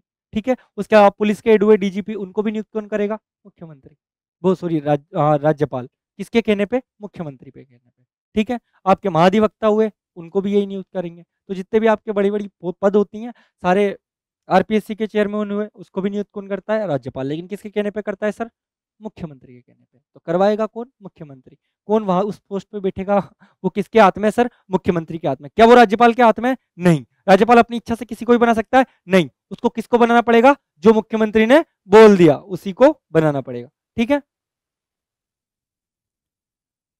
मुख्यमंत्री के त्याग पत्र देते ही पूरी जो मंत्रिपरिषद होती है वो क्या हो जाती है, भंग हो जाती है। ठीक है, क्लियर। ये चीज सेम वापस आ गई, वही शपथ, त्याग पत्र, राज्यपाल, पद मुक्ति, अविश्वास प्रस्ताव द्वारा होती है। कार्य क्या करते हैं, संसद सचिव की नहीं होती। सभी एमएलए और सीएम को वेतन राज्य के संचित कोष से दिया जाता है, कोई दिक्कत नहीं। अब मुख्यमंत्रियों के बारे में कुछ फैक्ट्स हैं एक्स्ट्रा, उनको आप लोग देख लो। पहले मुख्यमंत्री कौन थे हमारे, हीरालाल शास्त्री। ठीक है, फर्स्ट निर्वाचित सीएम कौन रहे, टीकाराम पालीवाल। ठीक है, और इनकी सरकार को, ये सीएम भी रहे थे, बाद में डिप्टी सीएम भी रहे, इनकी सरकार को काम चलाऊ सरकार बोल के गिरा दिया गया था जब ये मुख्यमंत्री थे। ठीक है, निर्वाचित और मनोनीत पहले कौन रहे, जयनारायण व्यास। ठीक है, तो जयनारायण व्यास यूनिवर्सिटी जेएनवीयू जो आपके जोधपुर में, इन्हीं के नाम से। मैक्सिमम टाइम तक मुख्यमंत्री कौन रहे, मोहनलाल सुखाड़िया, 17 वर्ष। ठीक है, मिनिमम टाइम मुख्यमंत्री कौन रहे, हीरालाल देवपुरा, मात्र 16 दिन के लिए रहे थे। ठीक है, और साथ में हीरालाल देवपुरा जी वित्त आयोग के अध्यक्ष और विधानसभा अध्यक्ष भी रहे और मुख्यमंत्री भी रहे। 3 पोस्ट पे रहे हैं। तो डायरेक्ट पूछता है एक ऐसा कौन है निम्न में से जो विधानसभा के अध्यक्ष के पद पे भी रहा है, ठीक है, वित्त आयोग के अध्यक्ष के पद पे भी रहा है, साथ में मुख्यमंत्री के पद पे भी रहा है। कौन है वो sir, Hiralal Devpura. Clear, clear. First महिला सीएम कौन है आपके, और एकमात्र, आज तक राजस्थान में वसुंधरा राजे के अलावा कौन रही थी आपके यहाँ पे सीएम, चीफ मिनिस्टर, कोई नहीं रही। एक कमला बेनीवाल थी, उस समय वो उप मुख्यमंत्री रही थी। अभी विद्या कुमारी है, वो उप मुख्यमंत्री। ठीक है, ये चीज भी ध्यान रखनी है। फर्स्ट गैर कांग्रेसी सीएम कौन थे, भैरों सिंह शेखावत। ठीक है, तो पहले गैर कांग्रेसी मुख्यमंत्री कौन बने राजस्थान में, भैरों सिंह शेखावत। सीएम प्लस विपक्ष का नेता भैरों सिंह शेखावत रहे, वसुंधरा राजे भी रही, और हरिदेव जोशी, ये मुख्यमंत्री के रूप में भी काम किया, और जब इनकी सरकार नहीं थी तब विपक्ष के नेता के रूप में भी कार्य किया इन तीनों ने। ये भी बात आपको ध्यान रखनी है। ठीक है, सीएम की अगर बात करूं तो 4 बार कौन बने, मोहनलाल सुखाड़िया, सर्वाधिक समय तक रहे, 17 वर्ष तक। ठीक है, 3 बार कौन बने, हरिदेव जोशी, भैरों सिंह शेखावत और अशोक गहलोत। ठीक है, इस बार भी चौथी बार बन जाते, लेकिन वही है कि अगर आपके साधन अपवित्र है तो साध्य कभी भी पवित्र नहीं होगा। इनने सबसे बड़ी गलती ये की कि इनके कार्यकाल में जितनी पेपर लीक की घटनाएं हुई, तो जिन जिन बड़े बड़े लोगों का नाम सामने आया, इनके बड़े बड़े नेताओं का नाम सामने आया, उसी समय उन नेताओं को ना पार्टी से हटा देते। चेक करना चाहिए था कि इतने ज़्यादा इंटरव्यू में नंबर कैसे आ रहे हैं इनके। ठीक है, आरएस वगैरह के जो आपके इंटरव्यू हुए थे, पेपर लीक के कितने सारे प्रकरण हुए थे। ऐसा है कि वो भर्ती जो जब से पेंडिंग थी वो अब जाके अटक रही है, और अभी भी खैर फैसला हाईकोर्ट ने सुना है, सुप्रीम कोर्ट में याचिका दायर कर दी लोगों ने उसके लिए। है तो आधे से ज़्यादा जब लोग किसी एग्ज़ाम के पकड़ में आ चुके हैं, आज वो एग्ज़ाम पूरी तरीके से अपवित्र हो चुकी है, यानी कि उसको कंडक्ट सही तरीके से नहीं कराया जा सकता गया। और क्या गारंटी कि उसमें जितने लोग सिलेक्टेड हैं वो भी बिना पेपर लीक के आए हो? कोई गारंटी नहीं है ना। इसीलिए ज़रूरी है कि अगर एक ही व्यक्ति के साथ अन्याय हो रहा है तो वो अन्याय है। ठीक है? तो इतने सारे लोगों की वहाँ पर उम्मीदें हैं उन परीक्षाओं से, तो सरकारों को भी ऐसी चीज़ों को, ऐसे मुद्दों को बहुत सेंसिटिव तरीके से लेना चाहिए। ठीक है?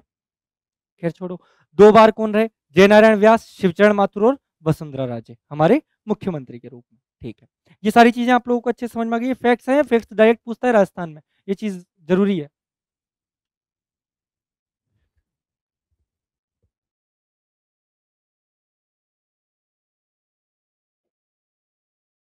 अब हम चर्चा करते हैं किस पर? राज्य विधानमंडल पर।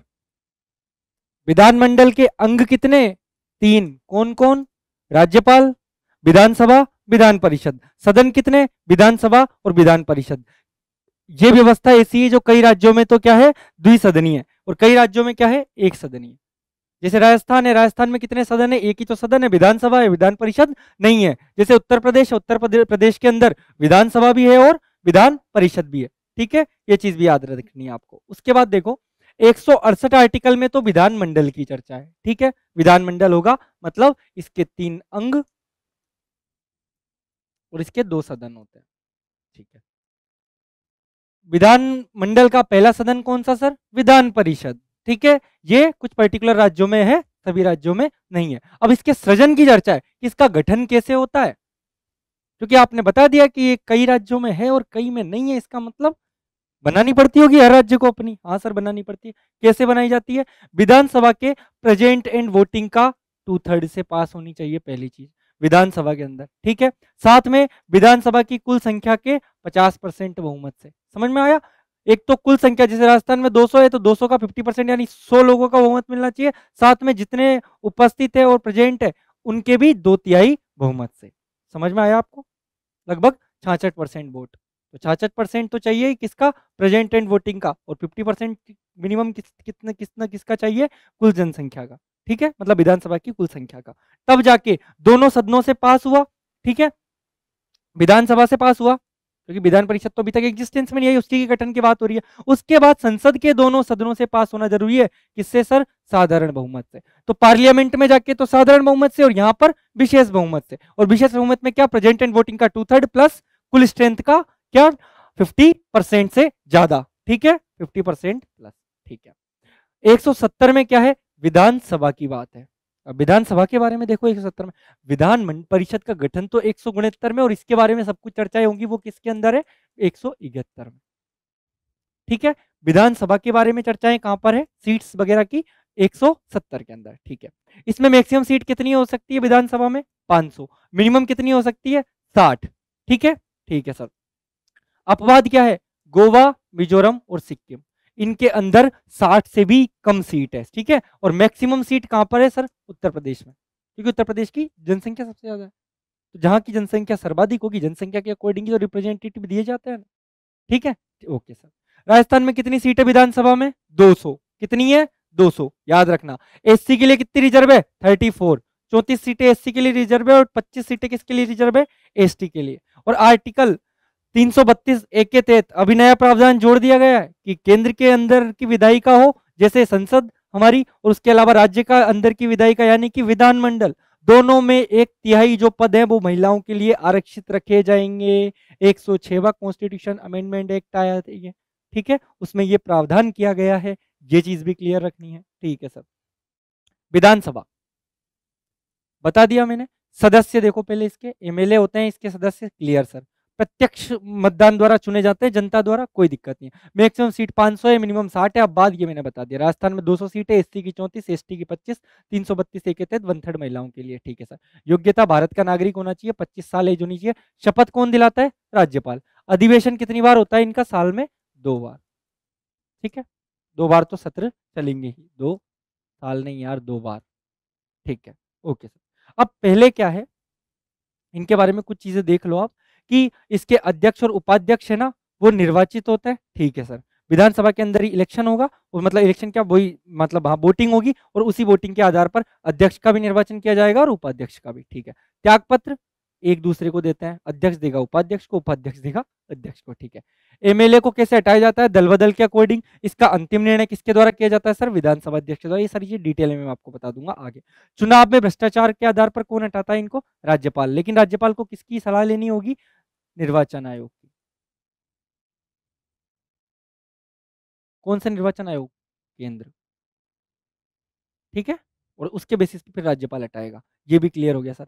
1900 पे अब यहाँ पर ना मेजरली ये सारे पार्ट आपके अलग से ही मैंने विधानसभा के पूरे वो लिख रखे हैं। इसमें क्या, इस पेज के अंदर मेजरली ये चीज मुझे पढ़ानी थी, जो फैक्ट्स हैं विधानसभा के, पहले उनको देख लो, फिर बाकी के जितने आर्टिकल है तो वो लास्ट तक चलेंगे, जब तक आपका क्या नहीं आ जाएगा, हाईकोर्ट के आर्टिकल। ठीक है। तो 216 तक ऐसे कैसे, 214 तक सारा का सारा ऐसे चलने वाला है, इसलिए उनको मैंने आर्टिकल का सीक्वेंस ना बिगड़े, इसलिए ये सारे जो फैक्ट्स हैं ये यहीं पे पहले कवर करवा रहा हूं, जो आपके एग्जाम में पूछता है। ठीक है। 1945 में महाराजा मानसिंह द्वितीय द्वारा विधानमंडल का गठन किया गया था। कब किया गया? 1945 में। तब इसको क्या नाम दिया गया था? धारा सभा या प्रतिनिधि सभा। क्या नाम दिया गया? धारा सभा, प्रतिनिधि सभा। ठीक है। किसके द्वारा गठन किया गया? महाराजा मानसिंह सेकंड के द्वारा। ठीक है, ये चीज भी क्लियर सर। नवीन विधानसभा भवन कहाँ पे बना है? लाल कोठी, जयपुर के अंदर। ठीक है। इसका उद्घाटन कब हुआ? 2001 में। किस समय राष्ट्रपति कौन थे? के नारायण, इन्हीं के द्वारा उद्घाटन किया। और 11वीं विधानसभा के समय पर यह बना था। कौन सा? हमारा जो अभी जो विधानसभा का भवन हम देखते हैं ना, ज्योति नगर के उधर स्थित। ठीक है। तो विधानसभा का ये कब बना है सर? 2001 में। ठीक है सर, कोई दिक्कत नहीं है हमें। पहली विधानसभा के चुनाव हुए थे जनवरी 1952 में। गठन हुआ था 29 फरवरी 1952 को, और फर्स्ट बैठक हुई थी 29 मार्च 1952 को विधानसभा की। ये चीज याद रखनी है। पहले तो इसको विधान धारा सभा या प्रतिनिधि सभा का गठन हुआ था, फिर 29 फरवरी 1952 को पहली विधानसभा का गठन होगा। क्लियर? याद रखना। 1945 में किसका गठन हुआ था? धारा सभा या प्रतिनिधि सभा। और पहली विधानसभा का 1952 के अंदर। ठीक है, ओके। राजस्थान में विधानसभा में सीटें पहले कितनी थी? 160। छठी विधानसभा आई, जब जाके सीटें कितनी हुई? 200। तो पहली विधानसभा में तो 160 सीटें, और छठी में कितनी? 200। लोकसभा के अंदर पहले कितनी थी? पहली के समय कितनी सीट दी गई थी हमें? 20। छठी विधान लोकसभा के समय ये अपडेट कर दिया गया, और कितनी कर दी लोकसभा के अंदर? हमारा रिप्रेजेंटेशन बढ़ा दिया गया, क्योंकि जनसंख्या भी बढ़ी, तो 25। ठीक है। तो आज राजस्थान के अंदर विधानसभा में तो कितने सदस्य हैं? 200। और लोकसभा में हमारे यहाँ से कितने जाते हैं सर? 25। क्लियर? अच्छे से? ठीक। उसके बाद देखो, प्रथम विधानसभा अध्यक्ष कौन थे सर? नरोत्तम लाल जोशी। ठीक है। प्रथम महिला विधानसभा अध्यक्ष कौन थी? सुमित्रा सिंह। ठीक है। तो नरों में विधानसभा अध्यक्ष का काम ही यही है कि सारे लोग बैठे होंगे, तो सारे लोग अपनी अपनी अपनी बातें सुनाएंगे, अपनी अपनी बातें उनके सामने रखेंगे, तो नरों में जो उत्तम आदमी होगा वही सुन सकता है। सुमित्रा यानी सुनने वाली महिला सुन सकती है, तो ये इससे याद रह जाएगा। प्रथम विधानसभा अध्यक्ष मेल में तो कौन रहे? नरोत्तम लाल जोशी। प्रथम महिला विधानसभा अध्यक्ष कौन रही? सुमित्रा सिंह। और डायरेक्टली अगर पूछे कि प्रथम विधानसभा अध्यक्ष कौन रहे, तो वो पुरुष ही थे, मतलब नरोत्तम लाल जोशी थे। ठीक है, ये चीज भी आप क्लियर कर ध्यान रखना। उसके बाद देखो, प्रथम विधानसभा में उपाध्यक्ष कौन थी? पहली महिला विधानसभा के अंदर, सॉरी, प्रथम विधानसभा उपाध्यक्ष कौन रहे विधानसभा के अंदर? लाल सिंह शक्तावत। प्रथम महिला विधानसभा उपाध्यक्ष कौन रही? तारा भंडारी। तो इसको कैसे याद रखोगे? लाल तारा। लाल तारा क्या रहा? उपाध्यक्ष विधानसभा में। ठीक है, इस नाम से याद रह जाएगा। पहली महिला मंत्री कौन थी? कमला बेनीवाल, उप मुख्यमंत्री थी राजस्थान की। ठीक है। और मैंने बोला ना, ये नरेंद्र मोदी से बहुत एंटी मामला था इनका। ठीक है। नरेंद्र मोदी जब उस समय के कहा गुजरात के मुख्यमंत्री थे, तब राज्यपाल हुआ करती थी वहां की, और इस कारण बाद में नरेंद्र मोदी की सरकार के अंदर कई सारी अड़चने लाती रहती थी। राज्यपाल के पास तो पावर होती है, क्योंकि सारे जो बिल पेश होते हैं वो, जैसे विधानसभा में कोई भी बड़ा काम हुआ तो वो लास्ट में तो राज्यपाल के सिग्नेचर के लिए जाएगा ना। राज्यपाल उसको अटका देती थी बार बार फाइलों को। जैसे अरविंद केजरीवाल अभी ले जी से परेशान रहता, नरेंद्र मोदी जी इनसे परेशान रहते। लेकिन जैसे नरेंद्र मोदी सत्ता में केंद्र में पहुंचे, प्रधानमंत्री बने, इनको हटा दिया, सीधा बोला मेघालय के राज्यपाल बनो, जाओ। राष्ट्रपति से बोला इनको पकड़ो, मेघालय में पहुंचाओ, मेघालय से नागालैंड पहुंचाओ, नागालैंड से बाद में पद से हटा दो, कोई राज्यपाल नहीं कहीं। ठीक है, तो ये चीज ध्यान रखें। पहली महिला एमएलए कौन थी? यशोदा देवी। कहाँ की थी? बांसवाड़ा की।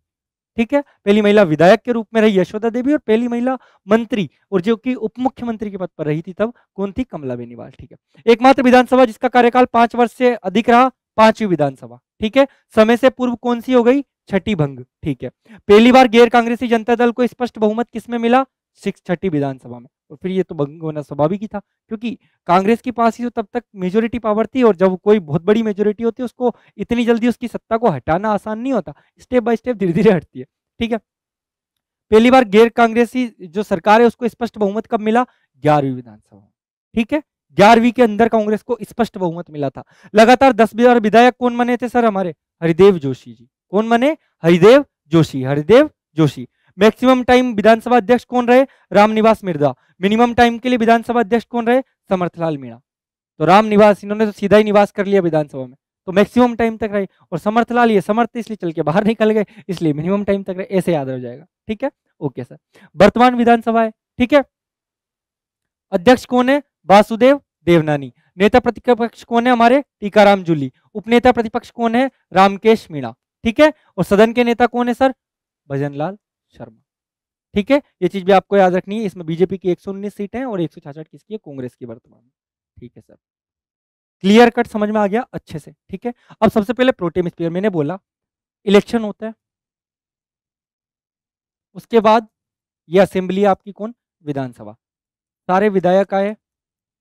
ठीक है, उनमें से जो वरिष्ठतम है, ठीक है, सीनियर, सीनियर को राष्ट्रपति वो राज्यपाल उठा के क्या बोलेगा? आप प्रोटेम स्पीकर बन जाओ। ठीक है, प्रोटेम स्पीकर बन गया। प्रोटेम स्पीकर एक एक को बुलाएगा। अब इतने सारों को बुलाना पड़ता है, 200 को, तो एक एक को शपथ दिलानी पड़ती है, उसमें 2-3 दिन का टाइम लग जाता है। उसके बाद वोटिंग होगी, किसके लिए? लोकसभा अध्यक्ष के लिए। तो लोकसभा अध्यक्ष की नियुक्ति कर दी जाएगी। ठीक है, लोकसभा अध्यक्ष की नियुक्ति कौन करेंगे? वही, मतलब वोटिंग के बाद लोकसभा अध्यक्ष को नियुक्त करना पड़ता है, तो वो कौन करेंगे? राज्यपाल।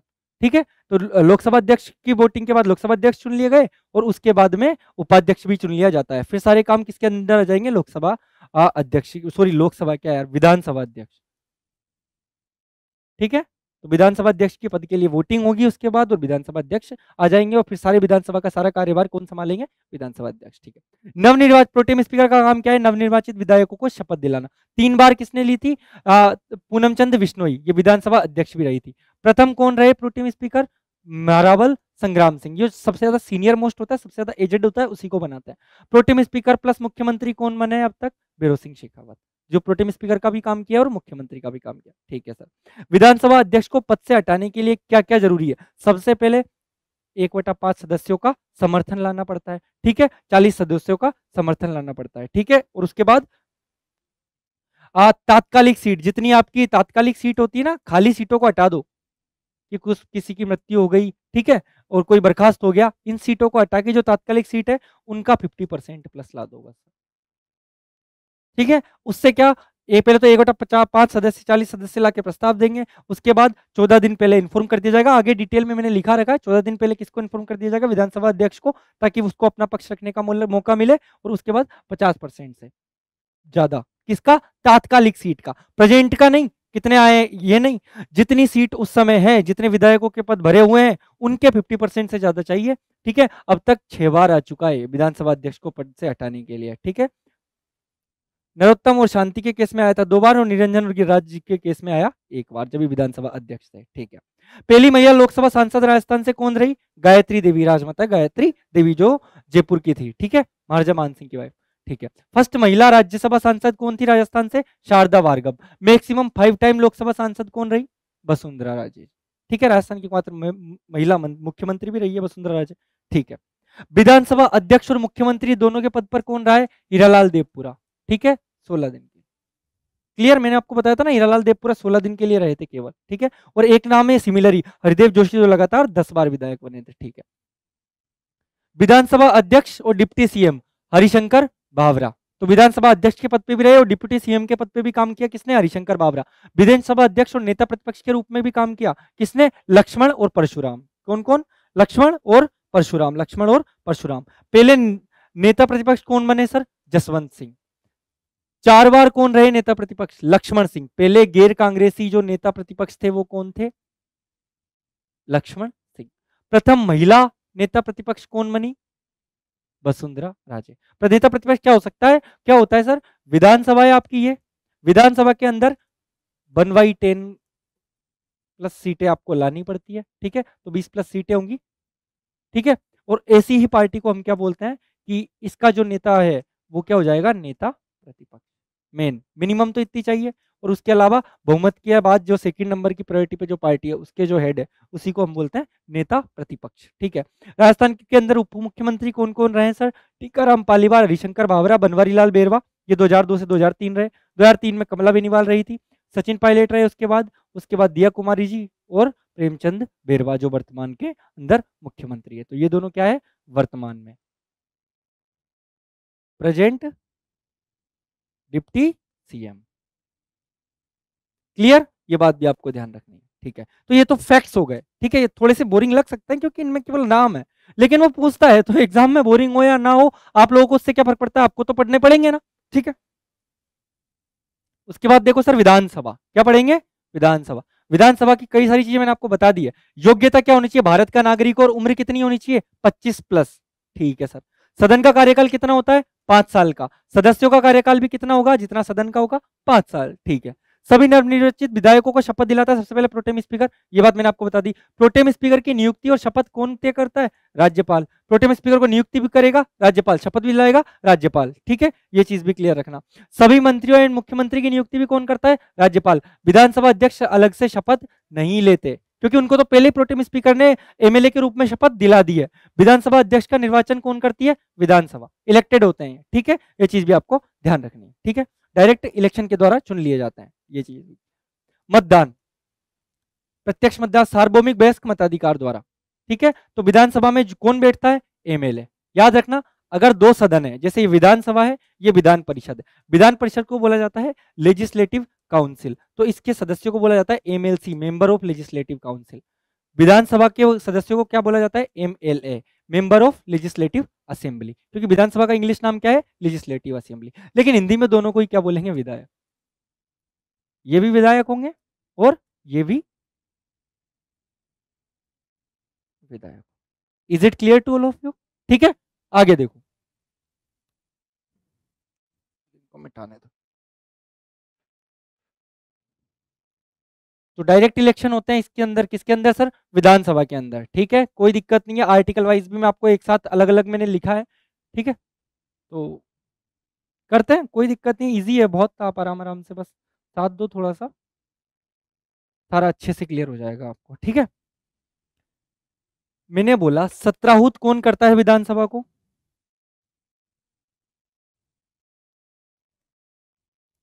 विधानसभा के सेशन को मैंने आपको पहले ही बता दिया, सत्राहूत करना हुआ, सत्रावसन करना हुआ या विघटन करना हुआ, कौन करेगा? राज्यपाल।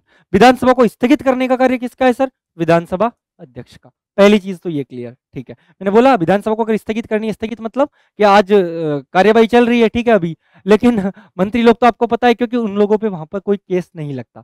अगर कोई आदमी भले संसद के अंदर बैठा है, वो कुछ भी बोल सकता है अंदर जाके, या फिर इधर विधानमंडल के अंदर बैठा है विधानसभा के अंदर, तो वो कुछ भी बोल सकता है, उस पर कोई भी कार्यवाही नहीं हो सकती कोर्ट के द्वारा, ठीक है। तो वहां पर जो बोला है ना उसको बाहर रखे, उस पर कोई भी कार्यवाही नहीं होगी, ये चीज आपको ध्यान रखनी है। तो इस कारण क्या होता है, कई बार बहस लंबी चौड़ी हो जाती है, कुछ ऐसा मामला हो जाता है, तो उस समय जैसे हम कोर्ट के अंदर होता है ना कि किसी मामले पर आज निर्णय लेने में असमर्थ है, तो बोल देते हैं court is adjourn for 2 days, 2 दिन इस मामले में रिसर्च करो और फिर आओ।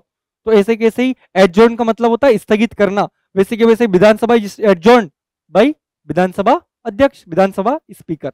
अध्यक्ष को ना स्पीकर भी कहा जाता है, ये बात भी आप ध्यान रखनी है, ठीक है। ठीक है सर। विधायकों की अगर सदस्यता रद्द करने की बात हो तो दल बदल के आधार पर विधायकों की जो सदस्यता रद्द होगी, ठीक है, तो वो कौन करेंगे सर? विधानसभा के सभापति, ठीक है। अगर कोई बिना अनुमति 60 दिन तक अनुपस्थित है, कौन? विधायक, तो भी उसको बर्खास्त करने का अधिकार किसको है? उसकी सदस्यता रद्द करने का अंतिम अधिकार विधानसभा के सभापति को। जनप्रतिनिधित्व एक्ट 1951 या संविधान रीति के अनुसार कि अगर उसके इलेक्शन के मामले में कुछ गड़बड़ी होके वो चुन के आया है, तो इस मामले में वो आ गया तो उसको उस समय हटाने का अधिकार, अंतिम निर्णय किसके पास है? राज्यपाल के पास। लेकिन राज्यपाल के पास ये स्वविवेक का मामला नहीं है, खुद नहीं करेगा। कौन देगा उसको एडवाइस? केंद्र निर्वाचन आयोग। केंद्र निर्वाचन आयोग बोलेगा उससे कि हटा दो इसको, तो उसको हटाना पड़ेगा। क्लियर आप लोगों को अच्छे से? ठीक है, तो विधायकों की सदस्यता रद्द का मामला हो गया। दल बदल मैंने उधर आपको अच्छे से पूरा आर्टिकल वाइज कंप्लीट पढ़ा रखा है, ठीक है, इंडियन पॉलिटी वाले पार्ट में, वहां पर आप देख सकते हो दल बदल किस किस प्रावधान में लगता है, किस किस में नहीं लगता। ठीक है, क्लियर। सदन का नेता कौन होता है? मुख्यमंत्री। विपक्ष कौन होता है? Minimum 1/10 of total seat. Rajasthan में 200 है तो 20 सीट चाहिए मिनिमम। राज्यपाल की पूर्वानुमति ले ली जाती है किसके मामले में? धन विधेयक के मामले में। ये फैक्ट भी मैंने आपको पहले बता दिया है अच्छे से। ठीक है, आ जाओ। विधानसभा अध्यक्ष की शक्ति एवं कार्य। मनी बिल का निर्णय, कोई भी बिल धन विधेयक है या नहीं है, इसका निर्णय कौन करेगा? विधानसभा अध्यक्ष। अब लोगों को हमेशा कंफ्यूजन होता है धन विधेयक और वित्त विधेयक में। एक तो है मनी बिल, ठीक है, यानी कि धन विधेयक, ठीक है। एक साइड है आपका वित्त विधेयक,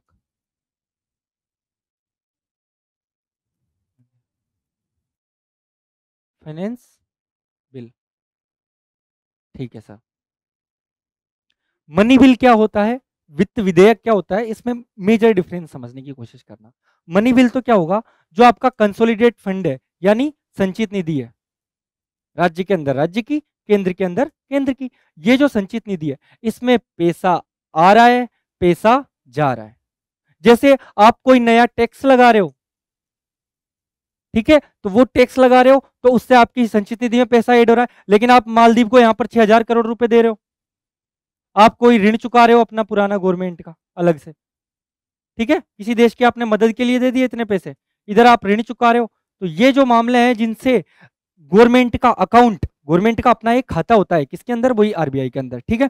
अब ये जो अकाउंट होता है ना, इसके अंदर पैसा आ सकता है, बस डायरेक्ट निकाल नहीं सकता कोई भी। उसको निकालने के लिए कहां पे जाना पड़ेगा? संसद में। संसद में बिल पेश करना पड़ेगा, इतने पैसे अलॉट करवाने, और बिल फिर पास होगा और तब जाके वो पैसा निकलता है। याद रखना, इतना आसान नहीं होता। तो आप जो भी टैक्स लगाते हो वो ऐसा थोड़ी कि प्रधानमंत्री खाते में जमा हो गए, प्रधानमंत्री चाहे कितने भी निकाल ले, ऐसा नहीं हो सकता, ठीक है। तो उसके लिए प्रॉपर सारा बिल पेश होता है संसद में, क्योंकि वो गवर्नमेंट का अकाउंट है, उसमें पैसा आ तो सकता है लेकिन जाएगा इतनी आसानी से नहीं। क्लियर? आरबीआई में तभी तो पैसे आने की व्यवस्था है, आरबीआई से पैसे निकलवाने की व्यवस्था होती है क्या कोई? आप खुलवा सकते हो अपना खाता आरबीआई में? नहीं खुला सकते। ओके, खुलवा के जाके देख लो, पैसे तो वो जमा कर लेगा, लेकिन पैसा निकालने का काम हमारे यहाँ से नहीं है, हम पैसे देते नहीं है, लेते हैं बस, ठीक है। ओके, ये चीज क्लियर हो गई। तो पहले तो धन विधेयक के मामले में क्या है, पैसे का आने का मामला, जाने का मामला जो अफेक्ट करे, ठीक है, मतलब पैसा कम हो रहा है, जा रहा है, इससे कुछ और काम नहीं हो रहा, वो चीज मनी बिल के अंदर आ जाएगी, धन विधेयक के अंदर। वित्त विधेयक क्या होता है सर? वित्त विधेयक में याद रखना, पैसे का आना भी है, पैसे का जाना भी है, लेकिन ये जो जाएगा, ये जो खर्च है ना, इसका प्रावधान बताते हैं वो, कि सर ये खर्च योजना में जा रहा है,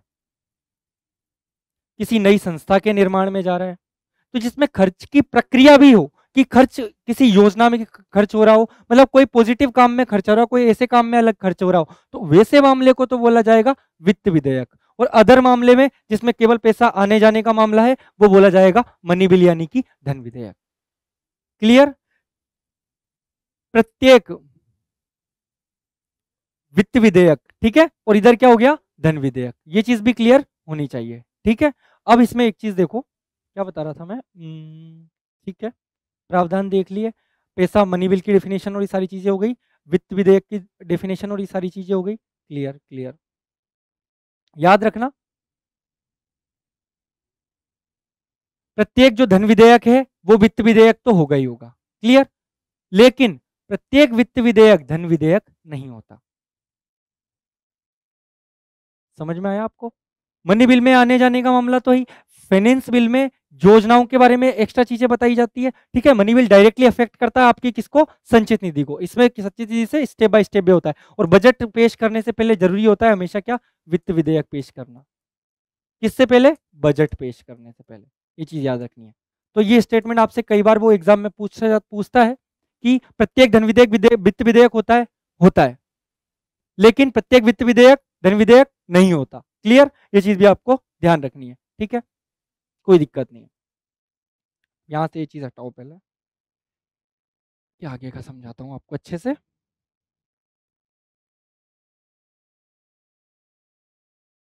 गायब हो गया, ठीक है, चलो हटाने की प्रक्रिया देख लो सर। किसको? लोकसभा के, वो सॉरी विधानसभा के अध्यक्ष को। मैंने बोला ये आपकी विधानसभा है, जिन जगह विधान परिषद और विधानसभा दोनों है तो इधर विधानसभा ही आएगी, इधर विधान परिषद आएगी।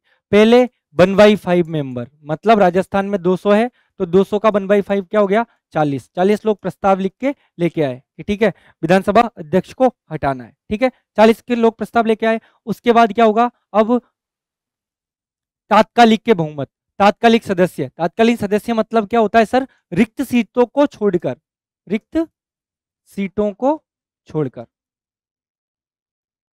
तो 50% प्लस से 50% प्लस 1 से क्या हो जाएगा? पास। अगर ठीक है तो किसको हटा दिया जाएगा? अगर जिसमें एक सदन है उसमें डायरेक्ट विधानसभा अध्यक्ष को हटा दिया जाएगा, लेकिन उसको 14 दिन पहले नोटिस देना पड़ता है कि जब आप प्रस्ताव ला रहे हो उसके बाद वो पहले अपनी बात रखेगा तब जाके बिल पास होगा, ठीक है, उससे पहले बिल पास नहीं होगा, ठीक है। अपना पक्ष रखने का मौका दिया जाता है उसको। जिसमें विधान परिषद है इसमें भी तात्कालिक का 50%, इसमें भी तात्कालिक, नहीं नहीं विधान परिषद का तो कोई लेना देना नहीं है क्योंकि केवल विधानसभा के अध्यक्ष का मामला है। विधान परिषद के अध्यक्ष का मामला हो तो वो भी ऐसे कैसे ही जाएगा, ठीक है, अगर विधान परिषद के अंदर हटाने हो तो। ठीक, क्लियर। 22वां देखो, 171 के अंदर मैंने आपको 168, 169, 170 बताया था। क्या बोला था मैंने? विधानमंडल की चर्चा है 168 में, विधान परिषद के गठन की चर्चा है, केवल सीट वगैरह उनकी नहीं, संरचना की नहीं है। विधानसभा की चर्चा है किसके अंदर? 170 के अंदर, संरचना की। अब 171 में विधान परिषद की संरचना आ जाएगी, स्ट्रक्चर, ठीक है। अब इसके बारे में देखते हैं सर। इसमें मिनिमम 40 सदस्य होनी चाहिए, मैक्सिमम कितने हो सकते हैं? 1/3 ऑफ टोटल विधानसभा सीट, 1/3 मतलब 66%, ठीक है, लगभग 66.5% जो है, 66.33% वो 1/3 होना चाहिए, ठीक है। जैसे हमारे 200 है तो 200 का 1/3 आप लगा लो, 66 पॉइंट कुछ ऐसे सदस्य निकलेंगे,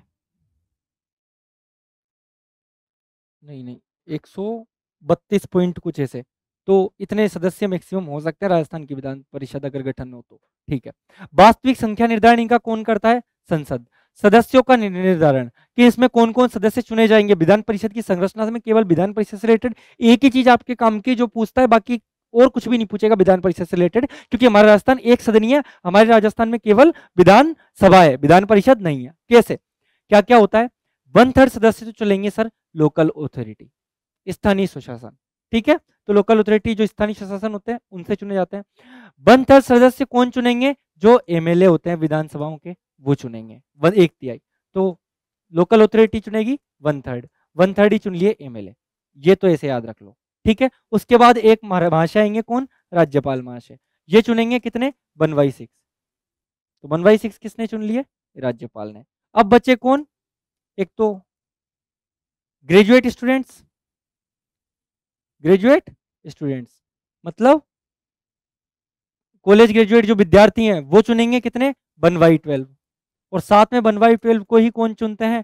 सारे टीचर्स, शिक्षक गवर्नमेंट के, ठीक है, तो गवर्नमेंट जो अध्यापक हैं उनके द्वारा चुने जाते हैं 1/12, ठीक है। तो इस बेसिस पर किसकी संरचना होती है? विधान परिषद की। इसमें 1/6 राज्यपाल क्या करता है? मनोनीत। लेकिन मैंने फिर वही बात बोली, राज्यपाल को कौन बोलेगा? मुख्यमंत्री, उन्हीं नाम देने पड़ेंगे, ठीक है। अवधि, सीट हो गई, संरचना हो गई, अवधि देखो तो ये तो हो गई सीट, जैसे मैंने वहां भी आपको ये आर्टिकल याद कराते, सीट, अवधि, ए से अवधि और वाई से योग्यता, ठीक है। अवधि क्या है? टाइम पीरियड देख लो आप। विधानसभा का कार्यकाल 5 साल का होता है। विधान परिषद कभी भी विघटित नहीं होती, हर 2 साल में एक के सदस्य रिटायर हो जाते हैं। 42 में कॉन्स्टिट्यूशन अमेंडमेंट एक्ट आया था, जब विधानसभा के कार्यकाल को कितना कर दिया? 5 साल से 6 साल, लेकिन 44वें में वापस कितना कर दिया? 6 साल से 5 साल, सेम एज लोकसभा। लोकसभा के कार्यकाल को भी 42 में संविधान संशोधन अधिनियम 1976 के अंदर 5 साल से 1 साल बढ़ा दिया था, कितना कर दिया? 6 साल। लेकिन जब ही 44वां संविधान संशोधन अधिनियम 1976 आया, 78, तो उसके अंदर क्या किया? उस कार्यकाल को वापस 6 साल से 5 साल कर दिया, चाहे लोकसभा का हो या विधानसभा का हो। ये बात भी ध्यान रखनी है। ठीक है, योग्यताओं की बात करता हूं सर, कितनी योग्यताएं होनी चाहिए एमएलए बनने के लिए? 25 प्लस हो, भारत का नागरिक हो, उस राज्य का निवासी होना चाहिए। आज मैं राजस्थान से हूं तो मैं एमएलए का टिकट तेलंगाना में जाके नहीं लड़ सकता।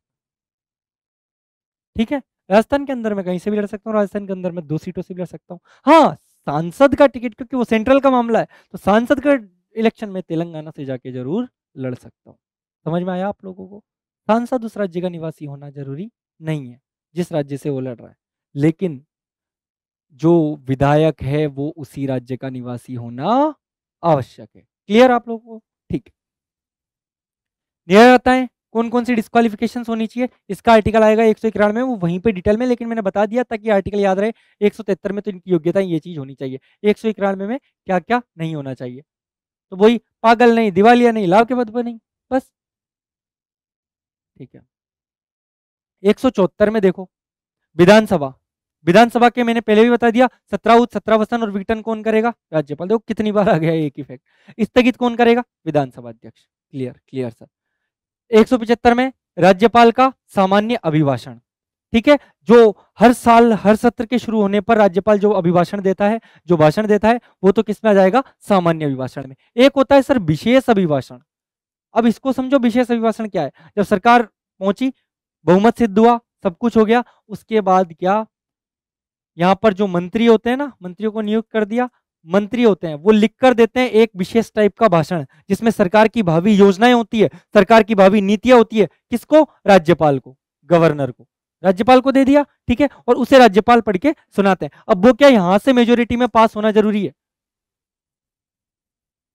अगर उस समय मेजोरिटी में वो पास नहीं हुआ, क्या अभिभाषण है ना, उस अभिभाषण एक तरीके का प्रस्ताव होता है, ठीक है, तो ये अगर पास नहीं हुआ तो उसी समय सरकार गिरा दी जाती है, गिरी हुई मान ली जाती है, क्योंकि ये मान लिया जाता है कि इनके पास तो बहुमत ही नहीं है। तो सबसे पहला जो संबोधन होता है ना, वो होता है विशेष अभिभाषण का। तो ये आर्टिकल याद रखना है 176। क्लियर, कोई दिक्कत नहीं? ठीक है, तो इसको याद करना है।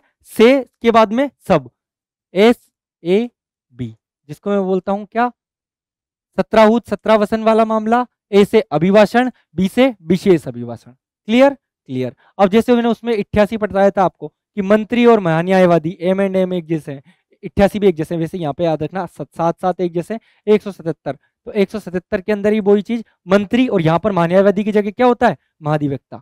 किसी भी सदन के अंदर बैठ सकते हैं मंत्री, विधानसभा हो या विधान परिषद। ठीक है, लेकिन वोटिंग किस में करेंगे? केवल अपने ही सदन में जाके करेंगे। क्लियर। अगर कोई मंत्री है जो विधान परिषद से है, वैसे तो अपने यहाँ पे प्रावधान नहीं, लेकिन यूपी में है मान लो, ठीक है, कोई मंत्री है वो विधान परिषद से, लेकिन तो वो क्या करेगा? उस समय तो सदन की कार्यवाही में भाग ले लेगा, लेकिन वोट अपने ही सदन में जाके करेगा। और महाधिवक्ता जो होता है, जो सदन की कार्यवाही में भाग तो ले सकता है, लेकिन इनको वोट करने का अधिकार नहीं होता, इनको मतदान का अधिकार नहीं होता। ठीक है, क्लियर रखना ये चीज। ठीक है सर। अब 178 से 181 वैसे ही है, 89 से 92 जहां जैसे मैंने वहां पे बताए थे आपको। ठीक है,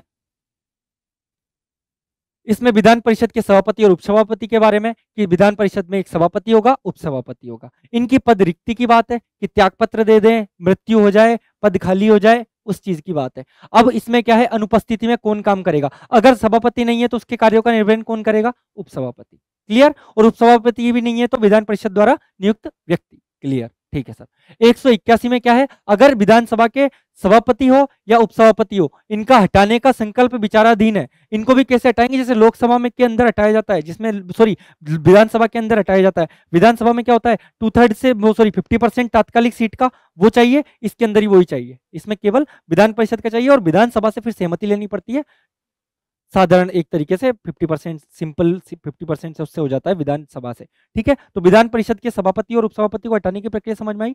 सेम टू सेम उसकी तरह, लेकिन बस इतना सा अंतर है कि साहब विधानसभा में जो विधानसभा का अध्यक्ष है उसको हटाते समय विधान परिषद से पूछने की भी जरूरत नहीं है, लेकिन विधान परिषद के अगर सभापति और उपसभापति को आप हटाओगे, सभापति को, तो आपके एक बार किसकी परमिशन जरूर लोगे? विधानसभा। ठीक है, क्लियर। उपसभापति के केस में ऐसा नहीं है, केवल सभापति के केस में। ठीक है, पद से हटाने का अगर संकल्प इनका विचाराधीन है ना, याद रखना ये जो विधान परिषद का सभापति है ये निर्णायक मत नहीं देगा। निर्णायक मत कौन सा मत होता है?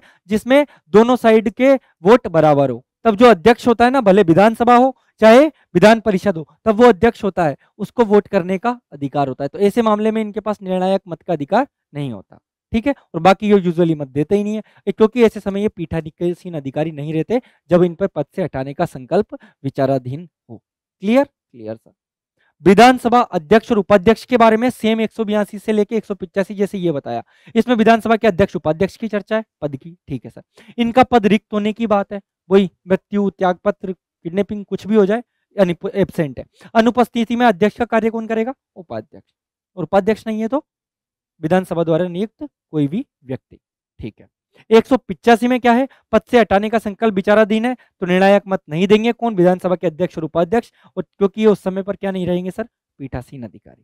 मैंने बता दिया निर्णायक मत क्या होता है। जब दोनों साइड के वोट बराबर हो तो जो वोटिंग की जाती है उसको निर्णायक मत देते हैं, बाकी इनको वोटिंग का अधिकार नहीं होता है। केवल कब दे सकते हैं वोट? निर्णायक मत के केस में, ठीक है। 186 186 में क्या है? वेतन एवं भत्ते, ठीक है। विधानसभा अध्यक्ष और उपाध्यक्ष के वेतन की बात कौन से आर्टिकल में आएगी सर? 186।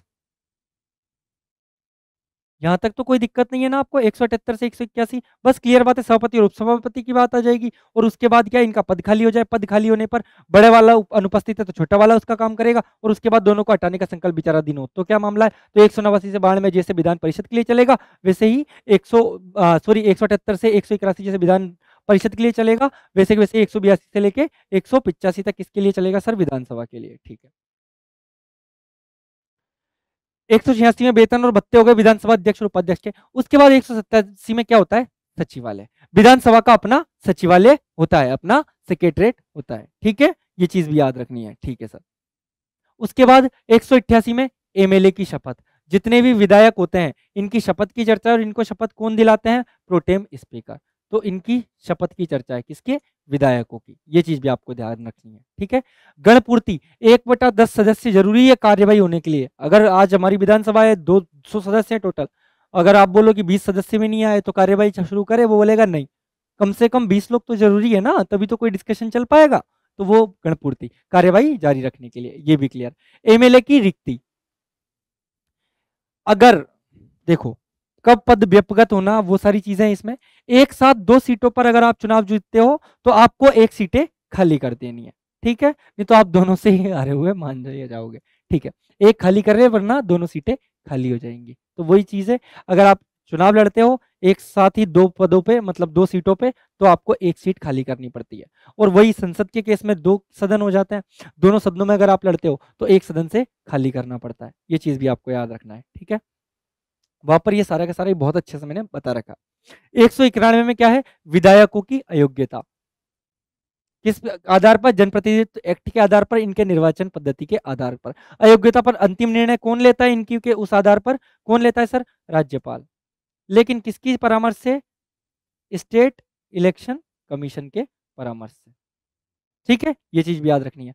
500 रुपए फाइन, अगर कोई सदस्य उसकी योग्यता रद्द कर दी, ठीक है, और उसके बाद भी वो कार्यवाही में भाग ले रहा है, तो क्या होगा? उस पर 500 रुपए का जुर्माना लगाया जाता है, ठीक है। ओके। 194 में इनके विशेषाधिकार शक्तियां होती है, विधायकों की, सदन की और विधानसभा समितियों की। तो इनकी जो जो शक्तियां हैं वो सब कौन से आर्टिकल में सर? 194 में। ये आपको ध्यान रखना है। कैसे विशेषाधिकार के? ऐसे विशेषाधिकार कि मैंने आपको बताया था कि कोई भी एमएलए वो विधानसभा में कोई भी बात बोल रहा है तो उस समय पर उस पर कोई हाईकोर्ट डिसीजन दे रहा है, हाईकोर्ट उसको समन कर रहा है, वो नहीं आएगा। वो वहां पर कुछ भी बोल सकता है, क्योंकि उस मामले में कार्यवाही में हस्तक्षेप का अधिकार किसको नहीं है? हाईकोर्ट। क्लियर? केंद्र में किसको नहीं है? सुप्रीम कोर्ट को। मतलब न्यायालय दखलंदाजी नहीं देता, संसद की हो या विधानमंडल की कोई भी कार्यवाही हो, तो वही बात है, ठीक है। इनके विशेष अधिकार है। वेतन एवं भत्ते विधायकों के कौन तय करेगी? विधानसभा। मैंने पहले बता दिया, मुख्यमंत्री हो चाहे सारे मंत्री हो चाहे विधायक हो, इन सब के वेतन भत्ते कौन तय करती है? विधानसभा तय करती है। क्लियर? क्लियर। उसके बाद आ जाओ 196 में विधेयक का व्यपगत होना। तो ये केस राजस्थान में कोई भी ऐसा केस नहीं होगा, ठीक है। ये केस कहां पे चलता है? जहां 2 सदन हो। मैंने वहां पे आपको लोकसभा और राज्यसभा बताया था। ऐसे ही अगर विधानसभा और विधान परिषद है कि एक केस अगर विधानसभा भंग है तो यहाँ से पास होकर दूसरा केस इसके अंदर आ गया, अगर यहाँ से ही पास होकर राज्यपाल के पास जाए तो वो लागू हो जाएगा। वो वाले केस है तो वो वहां पर ज्यादा अप्लीकेबल होंगे, यहाँ पर वो आपसे कभी भी नहीं पूछेगा। बस इतना ध्यान रखना है कि विधेयक कब समाप्त हो जाएगा, जब विधानसभा का विघटन हो। ऐसे केस में कौन कौन से विधेयक समाप्त होने की कंडीशन रखते हैं, नहीं रखते। कॉमन सेंस से जैसे आप उसको पढ़ोगे वो आप अच्छे से समझ जाओगे। ठीक है, 197 को देखो सर, संयुक्त अधिवेशन। ठीक है, राजस्थान में तो इसकी जरूरत नहीं पड़ती। विधानसभा और विधान परिषद का संयुक्त अधिवेशन बुलाया जा सकता है किसी मुद्दे पर, लेकिन किस मुद्दे पर नहीं बुलाया जाएगा? मनी बिल के मुद्दे पर नहीं बुलाया जाएगा। और अगर यही बात केंद्र में बोलता तो मैंने बोला था आपको लोकसभा और राज्यसभा का ज्वाइंट सेशन बुलाया जा सकता, लेकिन दो मुद्दों में बोला था मैंने, तब नहीं बुला सकता। एक तो मनी बिल के केस में और एक संविधान संशोधन के केस में नहीं बुला सकते आप। ठीक है, वो चीज भी क्लियर। धन विधेयक की प्रक्रिया, धन विधेयक कैसे लागू होगा? तो मैंने बोला था धन विधेयक पर जैसे लोकसभा के अंदर था तो कभी लोकसभा से ही शुरू हो सकता है, ऐसे अगर यहाँ भी 2 सदन है ना तो विधानसभा से शुरू हो सकता है। कौन? धन विधेयक वाला मामला। ठीक है, और उसके बाद 14 दिन के अंदर विधान परिषद को अनुमति देनी पड़ती है। अगर विधान परिषद अनुमति ना दे तो भी वो पास मान लिया, मतलब उसके पुनर्विचार के लिए लौटा सकती है। ठीक है, एक बार कि भाई आप सिफारिश करेगी, वो अनुरोध करेगी कि कुछ कुछ चीजें चेंज कर लो। अब ये वापस विधानसभा के ऊपर निर्भर है कि वो विधान परिषद की बातों को माने नहीं माने, और डायरेक्ट पास कर दे तो अब की बार वो लो बन जाएगा। ठीक है, क्लियर, वो पारित हो जाएगा क्योंकि राज्यपाल की जो उसमें पूर्वानुमति ले ही रखी है। विधान परिषद को तो इसको केवल एक देखने के लिए दे दिया जाता है, जैसे राज्यसभा को देखने के लिए दे दिया जाता है। ठीक है, कि तुम देख लो, तुम पास करो नहीं करो उससे कोई फर्क नहीं पड़ेगा। ठीक है, धन विधेयक की प्रक्रिया हो गई। धन विधेयक की परिभाषा की बात आ गई, जिसमें सरकार की संचित निधि का धन प्रभावित हो, वो हो जाएगा धन विधेयक। ठीक है, और संचित निधि के धन के प्रभावित होने के साथ उसके खर्च का भी ब्यौरा हो, उसके खर्च का प्रावधान एक्स्ट्रा में कर दिया गया हो, योजनाओं के बारे में बात बता दी गई हो, वो कौन सा होता है? वित्त विधेयक। क्लियर, इसमें क्या वो वाली चीजें नहीं बताई जाती। 200 में वीटो पावर है किसकी? राज्यपाल की। तो मैंने आपको राज्यपाल की सारी वीटो पावर पढ़ाई थी। क्या बोला था मैंने? एक बार पुनर्विचार के लिए लौटा सकता है, अपने पास रख सकता है जेब वीटो में, और उसके अलावा एक और केस है क्या?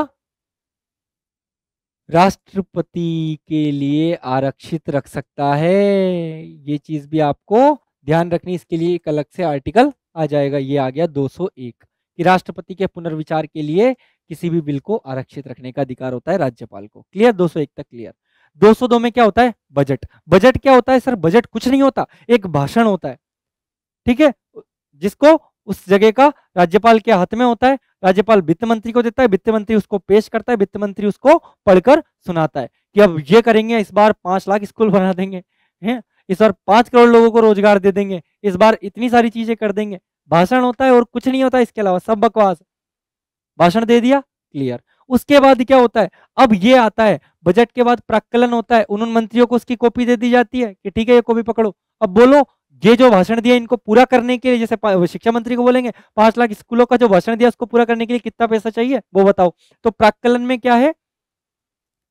सारे मंत्री पैसा मांगते हैं, कितना पैसा चाहिए हर मंत्री को अपने अपने विभाग के लिए। ठीक है, जो जो चीज योजनाओं का विवरण दिया गया है उसमें। ठीक है, प्राक्कलन में यहां पर उस चीज की बात हो जाती है। विनियोग विधेयक में वो पैसा पारित कर दिया जाता है। तो याद रखना, कभी भी बजट में भाषण सुन के प्रभावित मत हो जाना कि ये सारी चीज हो ही जाएंगी। याद रखना, पहले उस पता करना उसका विनियोग विधेयक पारित हुआ या नहीं हुआ। जब तक विनियोग विधेयक पारित नहीं होगा उसके लिए पैसा ही नहीं निकल सकता। मैंने बताया था आपको, संचित निधि से पैसा निकालने के लिए जरूरी है क्या? बिल पास करना, विनियोग विधेयक पारित करना। ठीक है, ये चीज क्लियर क्लियर। उसके बाद अतिरिक्त अनुदान, कि सर हमने तो पहले सोचा 5 लाख स्कूलों के लिए 50 लाख रुपए बहुत होंगे। ठीक है, लेकिन वो तो पैसा खर्च हो गया, अभी तो टारगेट ही पूरा नहीं हुआ। तो एक्स्ट्रा पैसा अगर आपको चाहिए तो उसके लिए कौन सा विधेयक लाना जाता है? अतिरिक्त अनुदान। इसको क्या बोलते हैं सर? अतिरिक्त अनुदान। ठीक है, एक्स्ट्रा पैसे के लिए, जो पैसा दिया था वो खत्म हो गया, एक्स्ट्रा पैसा चाहिए तो अतिरिक्त अनुदान। एक होता है लेखानुदान, कि सर बजट पास होने की जो प्रक्रिया है इसमें 2-3 महीने लग जाते हैं, लेकिन इन 2-3 महीने खर्चे चलाने के लिए भी तो सरकार को पैसा चाहिए। ऐसा थोड़ी है राज्य की कार्यवाही 2-3 महीने तक रुक जाएंगी। तो उसी केस में क्या लाया जाता है? लेखानुदान। ये चीज क्लियर हो गया। बजट, भाषण, पहली चीज क्लियर। प्राक्कलन, भाषण पढ़ने के बाद सारे मंत्री बोलेंगे इतना पैसा हमें चाहिए, इतना पैसा हमें चाहिए, वो आकलन करेंगे निकाले गए धन का। ठीक है, कि भाई कितना पैसा निकलवाना है, तो उसकी रिक्वेस्ट करेंगे। उसके बाद विनियोग विधेयक के थ्रू वो धन निकाल लिया जाता है। अगर वो भी कम पड़ जाए तो क्या दिया जाता है? अतिरिक्त अनुदान। और अंत में क्या आता है सर? लेखानुदान। लेखानुदान में क्या होता है? जब तक बजट पारित नहीं होता, लंबी प्रोसेस होती है, तो तब तक के लिए तो आपको पैसा चाहिए ना अपने काम को चलाने के लिए, तो उसमें जो निकाला जाता है पैसा वो क्या होता है? लेखानुदान। ठीक है, इसको पारित कराने की जरूरत नहीं पड़ती। ठीक है, 207 में क्या है सर? वित्त विधेयक। मैंने आपको बता दिया वित्त विधेयक क्या होता है, जिसमें संचित निधि में पैसा आने जाने के अलावा पैसा जो खर्च हो रहा है उससे उस खर्च होने के मामले के प्रावधान हो। जैसे आप बोलो कि हम एक इतने सारे स्कूल खोलेंगे, तो ये जो मामला आ गया, अब पैसा खर्च हो रहा है, तभी तो बजट वाला मामला किसके अंदर आता है, वित्त विधेयक। ठीक है, ये वाला जो पैसा खर्च हो रहा है, ये वाली चीज जो हम कर रहे हैं, इससे स्कूल बनाया जाएगा। ठीक है, लेकिन तुम बोलो कि 5 लाख करोड़ का कर्ज हम अमेरिका को चुकाएंगे, वो किस में चला गया, धन विधेयक में, क्योंकि डायरेक्ट पैसे टू पैसा खेल है। लेकिन पैसा खर्च होने के साथ जमीन पे उतर रहा है, वो काम दिखा रहे हो, ठीक है, कि ये बना रहे हैं, ये चीज कर रहे हैं, तो वो किसके अंदर आ जाएगा, वित्त विधेयक में। Okay sir.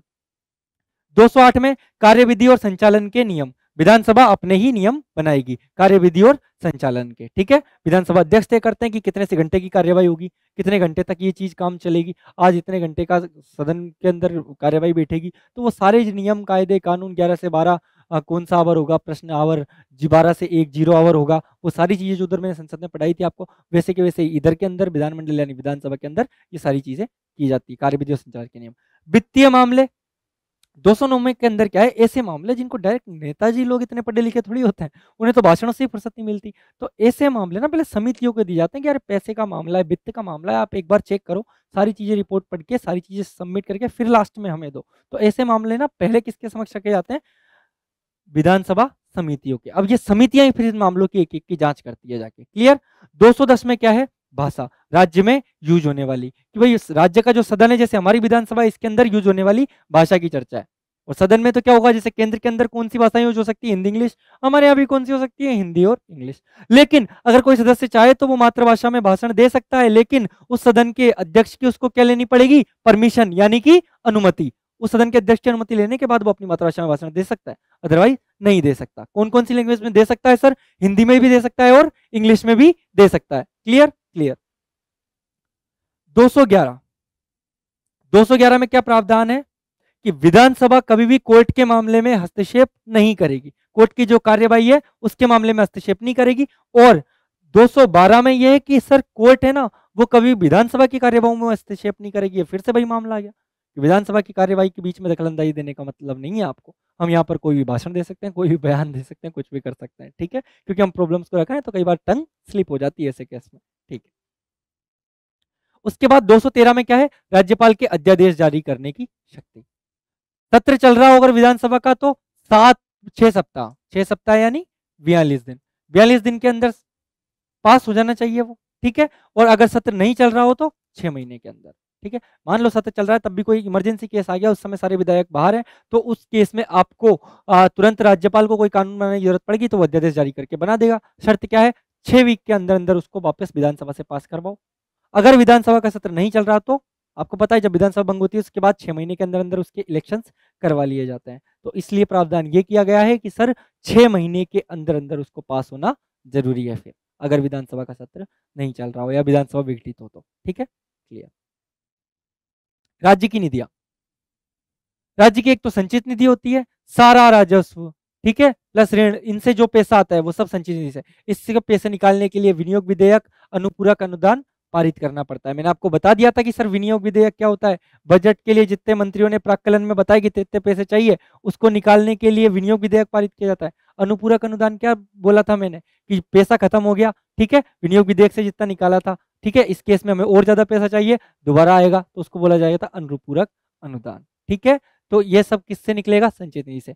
राज्य का लोकलेखा, लोकलेखा क्या होता है, विधानसभा की मंजूरी की जरूरत नहीं होती धन निकालने के लिए, तो इसको बोलते हैं लोकलेखा, पब्लिक अकाउंट। क्लियर, इसके अंदर से धन निकालने के लिए मंजूरी की जरूरत नहीं होगी। और उसके अलावा एक होती है आकस्मिक निधि, इमरजेंसी फंड, ठीक है, और इससे पैसा कौन निकाल सकता है, राज्यपाल निकाल सकता है। ये कब यूज होता है, कोई भी इमरजेंसी आ गई अचानक, कोविड का मामला आया, अब ऐसे थोड़ी कि सबको बुला के फिर बिल पेश करें तब पैसा निकालें। इमरजेंसी के लिए जैसे हम हमारे घर में है, ऐसे थोड़ी सारा पैसा बैंक में जमा करा देते हैं, कोई भी इमरजेंसी के लिए थोड़ा बहुत पैसा तो काम के लिए रखते ही है ना, तो ऐसे ही कुछ इमरजेंसी पड़ जाए तो उस पहले पैसे के लिए क्या रखा जाता है, इसको आकस्मिक निधि के अंदर। और इससे निकालने का अधिकार किसको होता है सर, पैसे को राज्यपाल को। ये चीज भी आपको ध्यान रखनी है। ठीक है, अच्छे से क्लियर हुआ, क्लियर। 213 में अध्यादेश देख लिया और उसके बाद राज्य की निधि देख ली। ठीक है,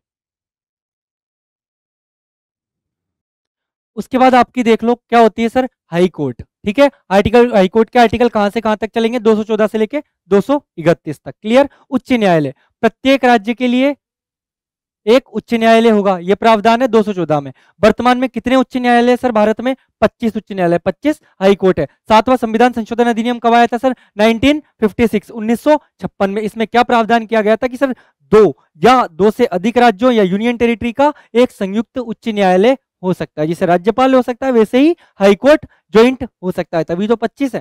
नहीं तो हमारे यहाँ तो 28 राज्य और 8 केंद्र शासित प्रदेश है, टोटल 36 उच्च न्यायालय होने चाहिए, 36 हाईकोर्ट होने चाहिए। लेकिन जिनकी संख्या कम है, जहाँ जरूरत ही नहीं है इतनी ज्यादा हाईकोर्ट्स की, तो वहां पर दो दो तीन तीन का मिला के एक कर देते हैं ताकि खर्चे में कमी रहे। ठीक है, सर्वप्रथम स्थापना कहाँ हुई? 1862 में कलकत्ता, बंबई और मद्रास के अंदर हाईकोर्ट स्थापित किए गए थे। राजस्थान में स्थापना की अगर मैं बात करूं तो बी आर पटेल समिति की अनुशंसा पर 1949 के अंदर 29 अगस्त 1949 के अंदर जयपुर के अंदर हाईकोर्ट की स्थापना, सॉरी जोधपुर के अंदर हाईकोर्ट की स्थापना हुई। और उस समय राजधानी किसको बनाया गया इसी समिति की अनुशंसा पर? जयपुर को। ये चीज भी क्लियर। हाईकोर्ट का आदेश आया था 1956 में। इसके अंदर 31 जनवरी 1977 को जो खंडपीठ है हाईकोर्ट की, वो कहां पर बना दी गई थी सर? जयपुर के अंदर। ठीक है, ये चीज भी आपको क्लियर रखनी है। ठीक है, राजस्थान हाईकोर्ट के नियम कब से प्रभावी हुए? 1 अक्टूबर 1952 से। तो तीनों डेट याद रखना। जोधपुर में कब खुला हाईकोर्ट, कब बना? 29 अगस्त 1949 को जोधपुर में हाईकोर्ट आ गया। ठीक है सर। बेंच 31 जनवरी 1977 को कहां पे आ गई? खंडपीठ की स्थापना जयपुर में वापस। पहले जयपुर में था, फिर हटा दिया गया 2 साल के लिए, फिर वापस 1977 में आ गया। ठीक है, तो ये बात भी आपको ध्यान रखनी है। क्लियर? क्लियर, कोई दिक्कत नहीं है। राजस्थान हाईकोर्ट के नियम कब से प्रभावी हुए? राजस्थान हाईकोर्ट नियम 1952 जो आए थे वो 1 अक्टूबर 1952 से प्रभावी होंगे। क्लियर? ये चीज आपको हाईकोर्ट के बारे में बेसिक है पहले।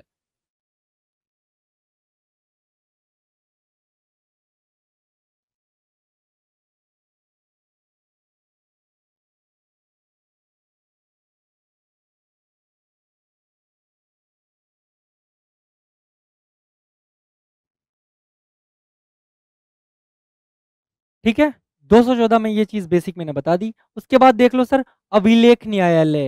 हाईकोर्ट किसका काम करेगा? अभिलेख न्यायालय का। हाईकोर्ट के डिसीजन किसकी तरह कार्य करेंगे? नजीर की तरह। किसके लिए? इससे निचले न्यायालयों के लिए। जैसे मैंने वहां पे आपको सुप्रीम कोर्ट पढ़ाया, सुप्रीम कोर्ट का डिसीजन हाई कोर्ट को भी मानना पड़ेगा, डिस्ट्रिक्ट कोर्ट, सबऑर्डिनेट कोर्ट, जो सारे इसके नीचे के न्यायालय होते हैं उनको मानना पड़ता है। लेकिन हाई कोर्ट के मामले में यह है कि हाई कोर्ट का डिसीजन इससे नीचे के जो न्यायालय उनके लिए अभिलेख का काम करता है। मतलब हाईकोर्ट ने किसी मामले में सजा सुना दी, ठीक है, कि दोनों पैरों से चलने पर अब आपको कितने साल की सजा होगी? 5 साल की। तो डिस्ट्रिक्ट कोर्ट के पास यही केस गया तो डिस्ट्रिक्ट कोर्ट भी यही बोलेगा, ठीक है भाई, दोनों पैरों से चलने पर 5 साल की सजा हम सुनाते हैं। आप बोलोगे क्यों? बोलेंगे सीधा सीधा ये नियम बन चुका है। क्यों? नीचे की अदालतों के लिए एक तरीके से नियम का काम करता है हाई कोर्ट का डिसीजन। नीचे की अदालतें उसको आधार बना के डायरेक्ट सजा सुना सकती है। क्लियर? क्लियर। तो इसके निर्णय निचली अदालतों के प्रूफ का काम करेंगे और इसकी अवमानना करने पर दंड मिल सकता है। सेम सुप्रीम कोर्ट का था, जैसे किसी आर्टिकल 215 में। ठीक है, हाई कोर्ट के गठन की बात है। ठीक है, राष्ट्रपति समय समय पर न्यायाधीशों की संख्या निर्धारित करता है। किसके? हाई कोर्ट के न्यायाधीशों की। क्लियर? याद रखना, संख्या की अगर मैं बात करूं, सुप्रीम कोर्ट के न्यायाधीशों की संख्या कौन डिसाइड करेगा? संसद। और हाई कोर्ट के न्यायाधीशों की संख्या कौन डिसाइड करेगा? राष्ट्रपति। ठीक है, नियुक्ति दोनों के जो जजेस हैं उनकी कौन करता है? वही राष्ट्रपति। क्लियर? ये चीज भी आपको ध्यान रखनी है। ठीक है सर, कोई दिक्कत नहीं है। राजस्थान में संख्या कितनी है इनकी? 1+49 2015 से। मतलब टोटल कितने जज है राजस्थान में? 50। क्लियर? 217 में उच्च न्यायालय में न्यायाधीशों की नियुक्ति का बात है, कौन करते हैं? वही राष्ट्रपति। क्लियर? ये भी कोई दिक्कत नहीं है सर। ठीक है, आगे चलो, आ जाओ। ठीक है, 217 के 1 में न्यायाधीशों की नियुक्ति की बात है, कौन करेंगे? राष्ट्रपति करेंगे। पहली चीज क्लियर। आपने ये तो बता दिया राष्ट्रपति करेंगे। कितने जजों की? 1+49, 50 जजों की। किससे परामर्श लेंगे? कोलेजियम होता है 5 लोगों का। एक तो चीफ जस्टिस ऑफ इंडिया होगा, 2 सुप्रीम कोर्ट के वरिष्ठतम न्यायाधीश होंगे, उसके अलावा एक संबंधित राज्य का राज्यपाल हो जाएगा, उसके अलावा एक संबंधित हाईकोर्ट का जो उस समय मुख्य न्यायाधीश है वो।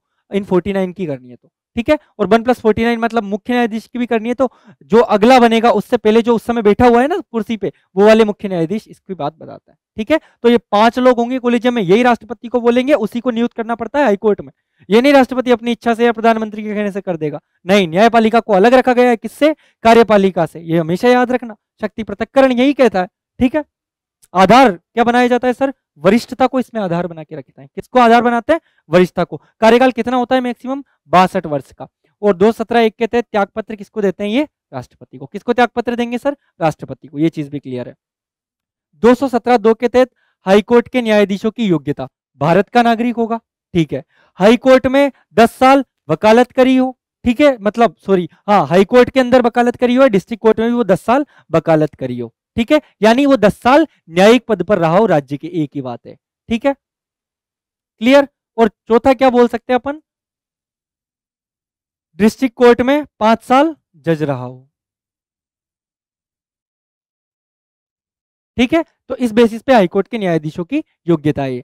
217(3) में क्या है? इनकी सेवानिवृत्ति की आयु है कितनी? 62 वर्ष।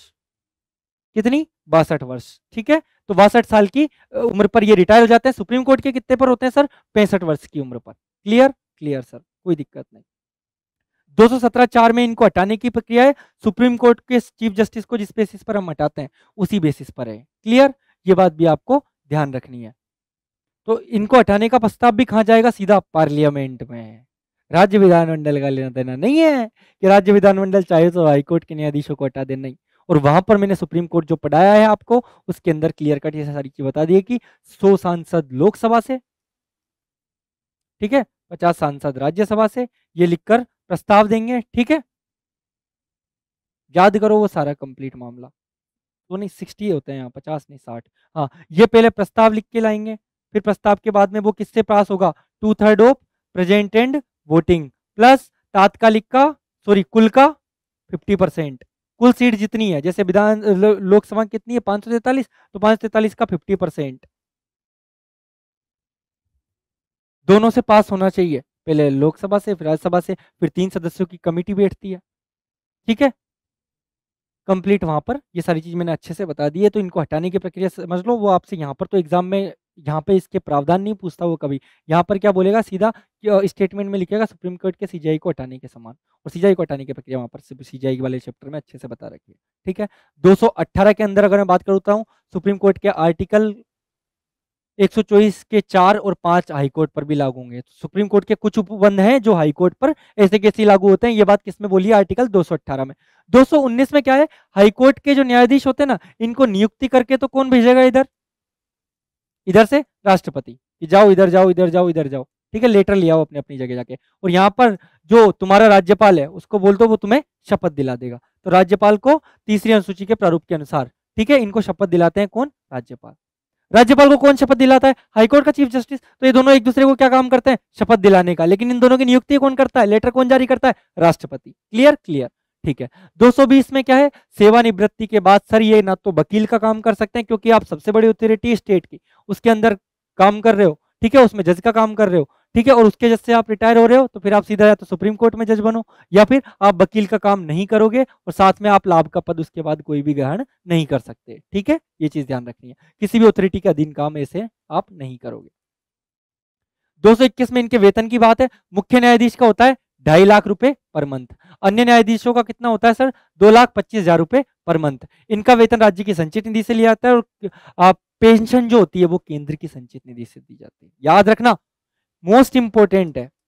वेतन तो देगा कौन? स्टेट, लेकिन पेंशन कौन देगा? सेंटर। किसको? हाईकोर्ट के न्यायाधीशों को। क्लियर? उसके बाद 223 में क्या है? अब देखो इसके अंदर कितने जज होते हैं? 1+49, ठीक है। एक तो कौन हो जाएगा? Chief justice of high court, 49 other जजेस। अब ये क्या करता है? चीफ जस्टिस का काम ही यही है कि राज्य से बहुत सारे मुकदमे हाई कोर्ट में आ रहे हैं, तो अलग अलग जजों के ग्रुप को हो या एक एक जज को बोलेगा तुम दोनों ये वाला मैटर है इसको संभालो, ये मैटर थोड़ा ज्यादा गंभीर है, तुम 4 जज इसमें जाओ, इस वाले मैटर पर डिसीजन तुम्हें सुनाना है, इस वाले मैटर पर डिसीजन तुम्हें सुनाना है। तो ऐसे बांटता है। मान लो कभी सीजीआई, ये चीफ जस्टिस है हाईकोर्ट का, ये खुद अनुपस्थित है, तब क्या करेंगे? तब इसके अंदर क्या करेंगे? इन्हीं 49 में से किसी एक को कार्यकारी मुख्य न्यायाधीश नियुक्त कर दिया जाता है, और इसकी नियुक्ति किसके द्वारा की जाएगी? राष्ट्रपति के द्वारा। राष्ट्रपति वहीं से लेटर जारी कर देगा, तो राष्ट्रपति नियुक्त करेगा। कब करेगा? जब मुख्य न्यायाधीश एब्सेंट यानी कि अनुपस्थित हो। क्लियर? कहां से करेगा सर? हाई कोर्ट से करेगा। यह चीज क्लियर रखना अच्छे से, ठीक है। समझ में आया आपको? इन्हीं 49 में से एक व्यक्ति को उठा के कार्यकारी न्यायाधीश के रूप में नियुक्त कर देगा। तो कार्यकारी मुख्य न्यायाधीश कौन होता है? जो मुख्य न्यायाधीश की जगह कार्य करता है। ठीक है, क्लियर क्लियर, ठीक है। उसके बाद 224 में जैसे हाईकोर्ट के अंदर हमने एक तदर्थ न्यायाधीश टर्म पढ़ी थी कि इन 49 में ही कोई वकील नहीं है, तो कहां से लाएंगे?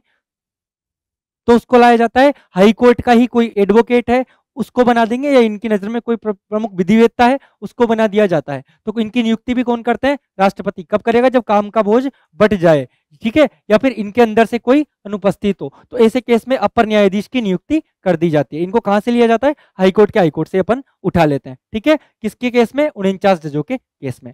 और उसके बाद अपर के बाद में क्या आता है? सेवानिवृत्त। ठीक है, नहीं मिले उसके बाद क्या करेंगे? तो सर इन्हीं 49 के लिए नियुक्ति की प्राते तो कोई भी सेवानिवृत्त न्यायाधीश को लाया जाता है, रिटायर्ड जज को, और रिटायर्ड जज को लाके बोलते हैं कि आप जाओ और कुछ साल काम कर लो, या कुछ दिन काम कर लो जब तक वो एब्सेंट है, या जब तक काम का लोड ज्यादा है तब तक काम कर लो। ठीक है, याद रखना अपर न्यायाधीश की नियुक्ति मैक्सिमम 2 साल तक की जा सकती है, 2 साल से ज्यादा नहीं होगी। ठीक है, और सेवानिवृत्त न्यायाधीश की तो इनकी भी कौन, इनकी इन दोनों की तो कर देंगे राष्ट्रपति, इनकी कौन करेंगे? क्योंकि इस समय तो चीफ जस्टिस है, तो हाईकोर्ट का चीफ जस्टिस करेगा सेवानिवृत्ति की। कब करेगा? जब काम में वृद्धि हो जाए। और कहां से करेगा? हाईकोर्ट के रिटायर्ड जजेस को बुला लेगा पुराने को। क्लियर क्लियर, कोई दिक्कत नहीं सर। 225 में उच्च न्यायालय के क्षेत्राधिकार और शक्तियां हैं। ठीक है, क्या? प्रारंभिक मामले, फंडामेंटल राइट के मामले सीधे जा सकते हो आप किसके अंदर? हाईकोर्ट के अंदर। राजस्व से संबंधित मामले हुए, राज्य विधानमंडल और संसद सदस्यों के जो निर्वाचन के मामले हुए, ऐसे मामले हाईकोर्ट में जा सकते हैं। ठीक है, अपीलीय क्षेत्राधिकार, नीचे की कोर्ट है ना, इससे नीचे की कोर्ट, जैसे डिस्ट्रिक्ट कोर्ट हुई या उसके नीचे सबऑर्डिनेट कोर्टेज हुई, उनकी जो निर्णय है उसके खिलाफ अपील कहां पे की जा सकती है? हाईकोर्ट में। डिस्ट्रिक्ट कोर्ट की के खिलाफ हाईकोर्ट में, और हाईकोर्ट के खिलाफ कहां कर सकते हैं हम? सुप्रीम कोर्ट के अंदर। तो वो ये दीवानी मामले हो या फौजदारी मामले हो। दीवानी मामले मैंने पहले ही बताया, पैसे से रिलेटेड मामले। ठीक है, किसी ने आपके प्लाट पर कब्जा कर रखा है तो उस पर सीआरपीसी थोड़ी लगाओगे, उसको फौजदारी मामले में नहीं जाओगे, लेकिन उस पर कौन सा लगा दोगे? दीवानी मामला। फौजदारी मामला क्या? किसी ने आपके साथ मारपीट कर ली, वो किस में जाएगा? फौजदारी मामलों में। ठीक है, तो दीवानी और फौजदारी दोनों मामलों की अपील निचली अदालतों के खिलाफ कहां की जा सकती है? हाई कोर्ट में। ठीक है, रिट क्षेत्राधिकार आर्टिकल 226 के तहत इसको रिट का अधिकार है, वही बंदी प्रत्यक्षीकरण परमादेश उत्प्रेषण अधिकार प्रच्छा। ठीक है, वही वाली जो सारी रिट है आपके परमादेश। आर्टिकल 13 के अंदर क्या है? संसद और राज्य विधानमंडल के कानूनों को निरस्त कर सकता है, न्यायिक पुनरावलोकन की शक्ति है। ठीक है, सुप्रीम कोर्ट को भी है और हाई कोर्ट को भी है। ठीक है, पर्यवेक्षण की शक्ति आर्टिकल 227 के तहत के अपने अधीनस्थ न्यायालयों का अधीक्षण कर सकता है। इसके अंडर जो जो न्यायालय काम करते हैं उनके सारों का जो अधीक्षण है, मतलब रेगुलेशन है, वो सारे नियम कायदे कानून बनाना, उनको चेक करना, उनकी सैलरी की व्यवस्था होना, सब कुछ कौन करेंगे? हाई कोर्ट के चीफ जस्टिस के अंडर रहेंगे वो सब। ठीक है, ये बात भी सही है।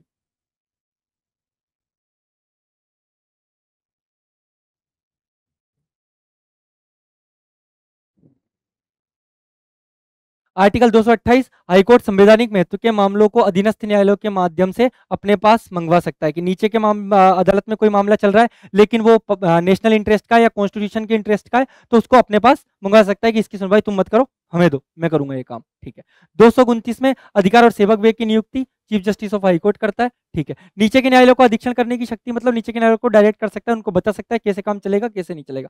230 में संसद विधि द्वारा हाईकोर्ट का विस्तार यूनियन टेरिटरी के लिए कर सकती है। ठीक है, संसद कानून बना के कि हाई कोर्ट है, जैसे राजस्थान की हाई कोर्ट है, राजस्थान के बगल में अगर कोई यूनियन टेरिटरी होता, जैसे चंडीगढ़ है, तो चंडीगढ़ की हाई कोर्ट किससे जुड़ रही है? पंजाब से, तो वही चीज है। 231 संसद 2 या 2 से अधिक राज्यों के लिए एक हाई कोर्ट रख सकता है। ये किसके अंदर प्रावधान है? कौन से आर्टिकल में सर? 231 के अंदर। क्लियर, तो ये आपके हाई कोर्ट का पूरा कंप्लीट हो चुका है। धन्यवाद।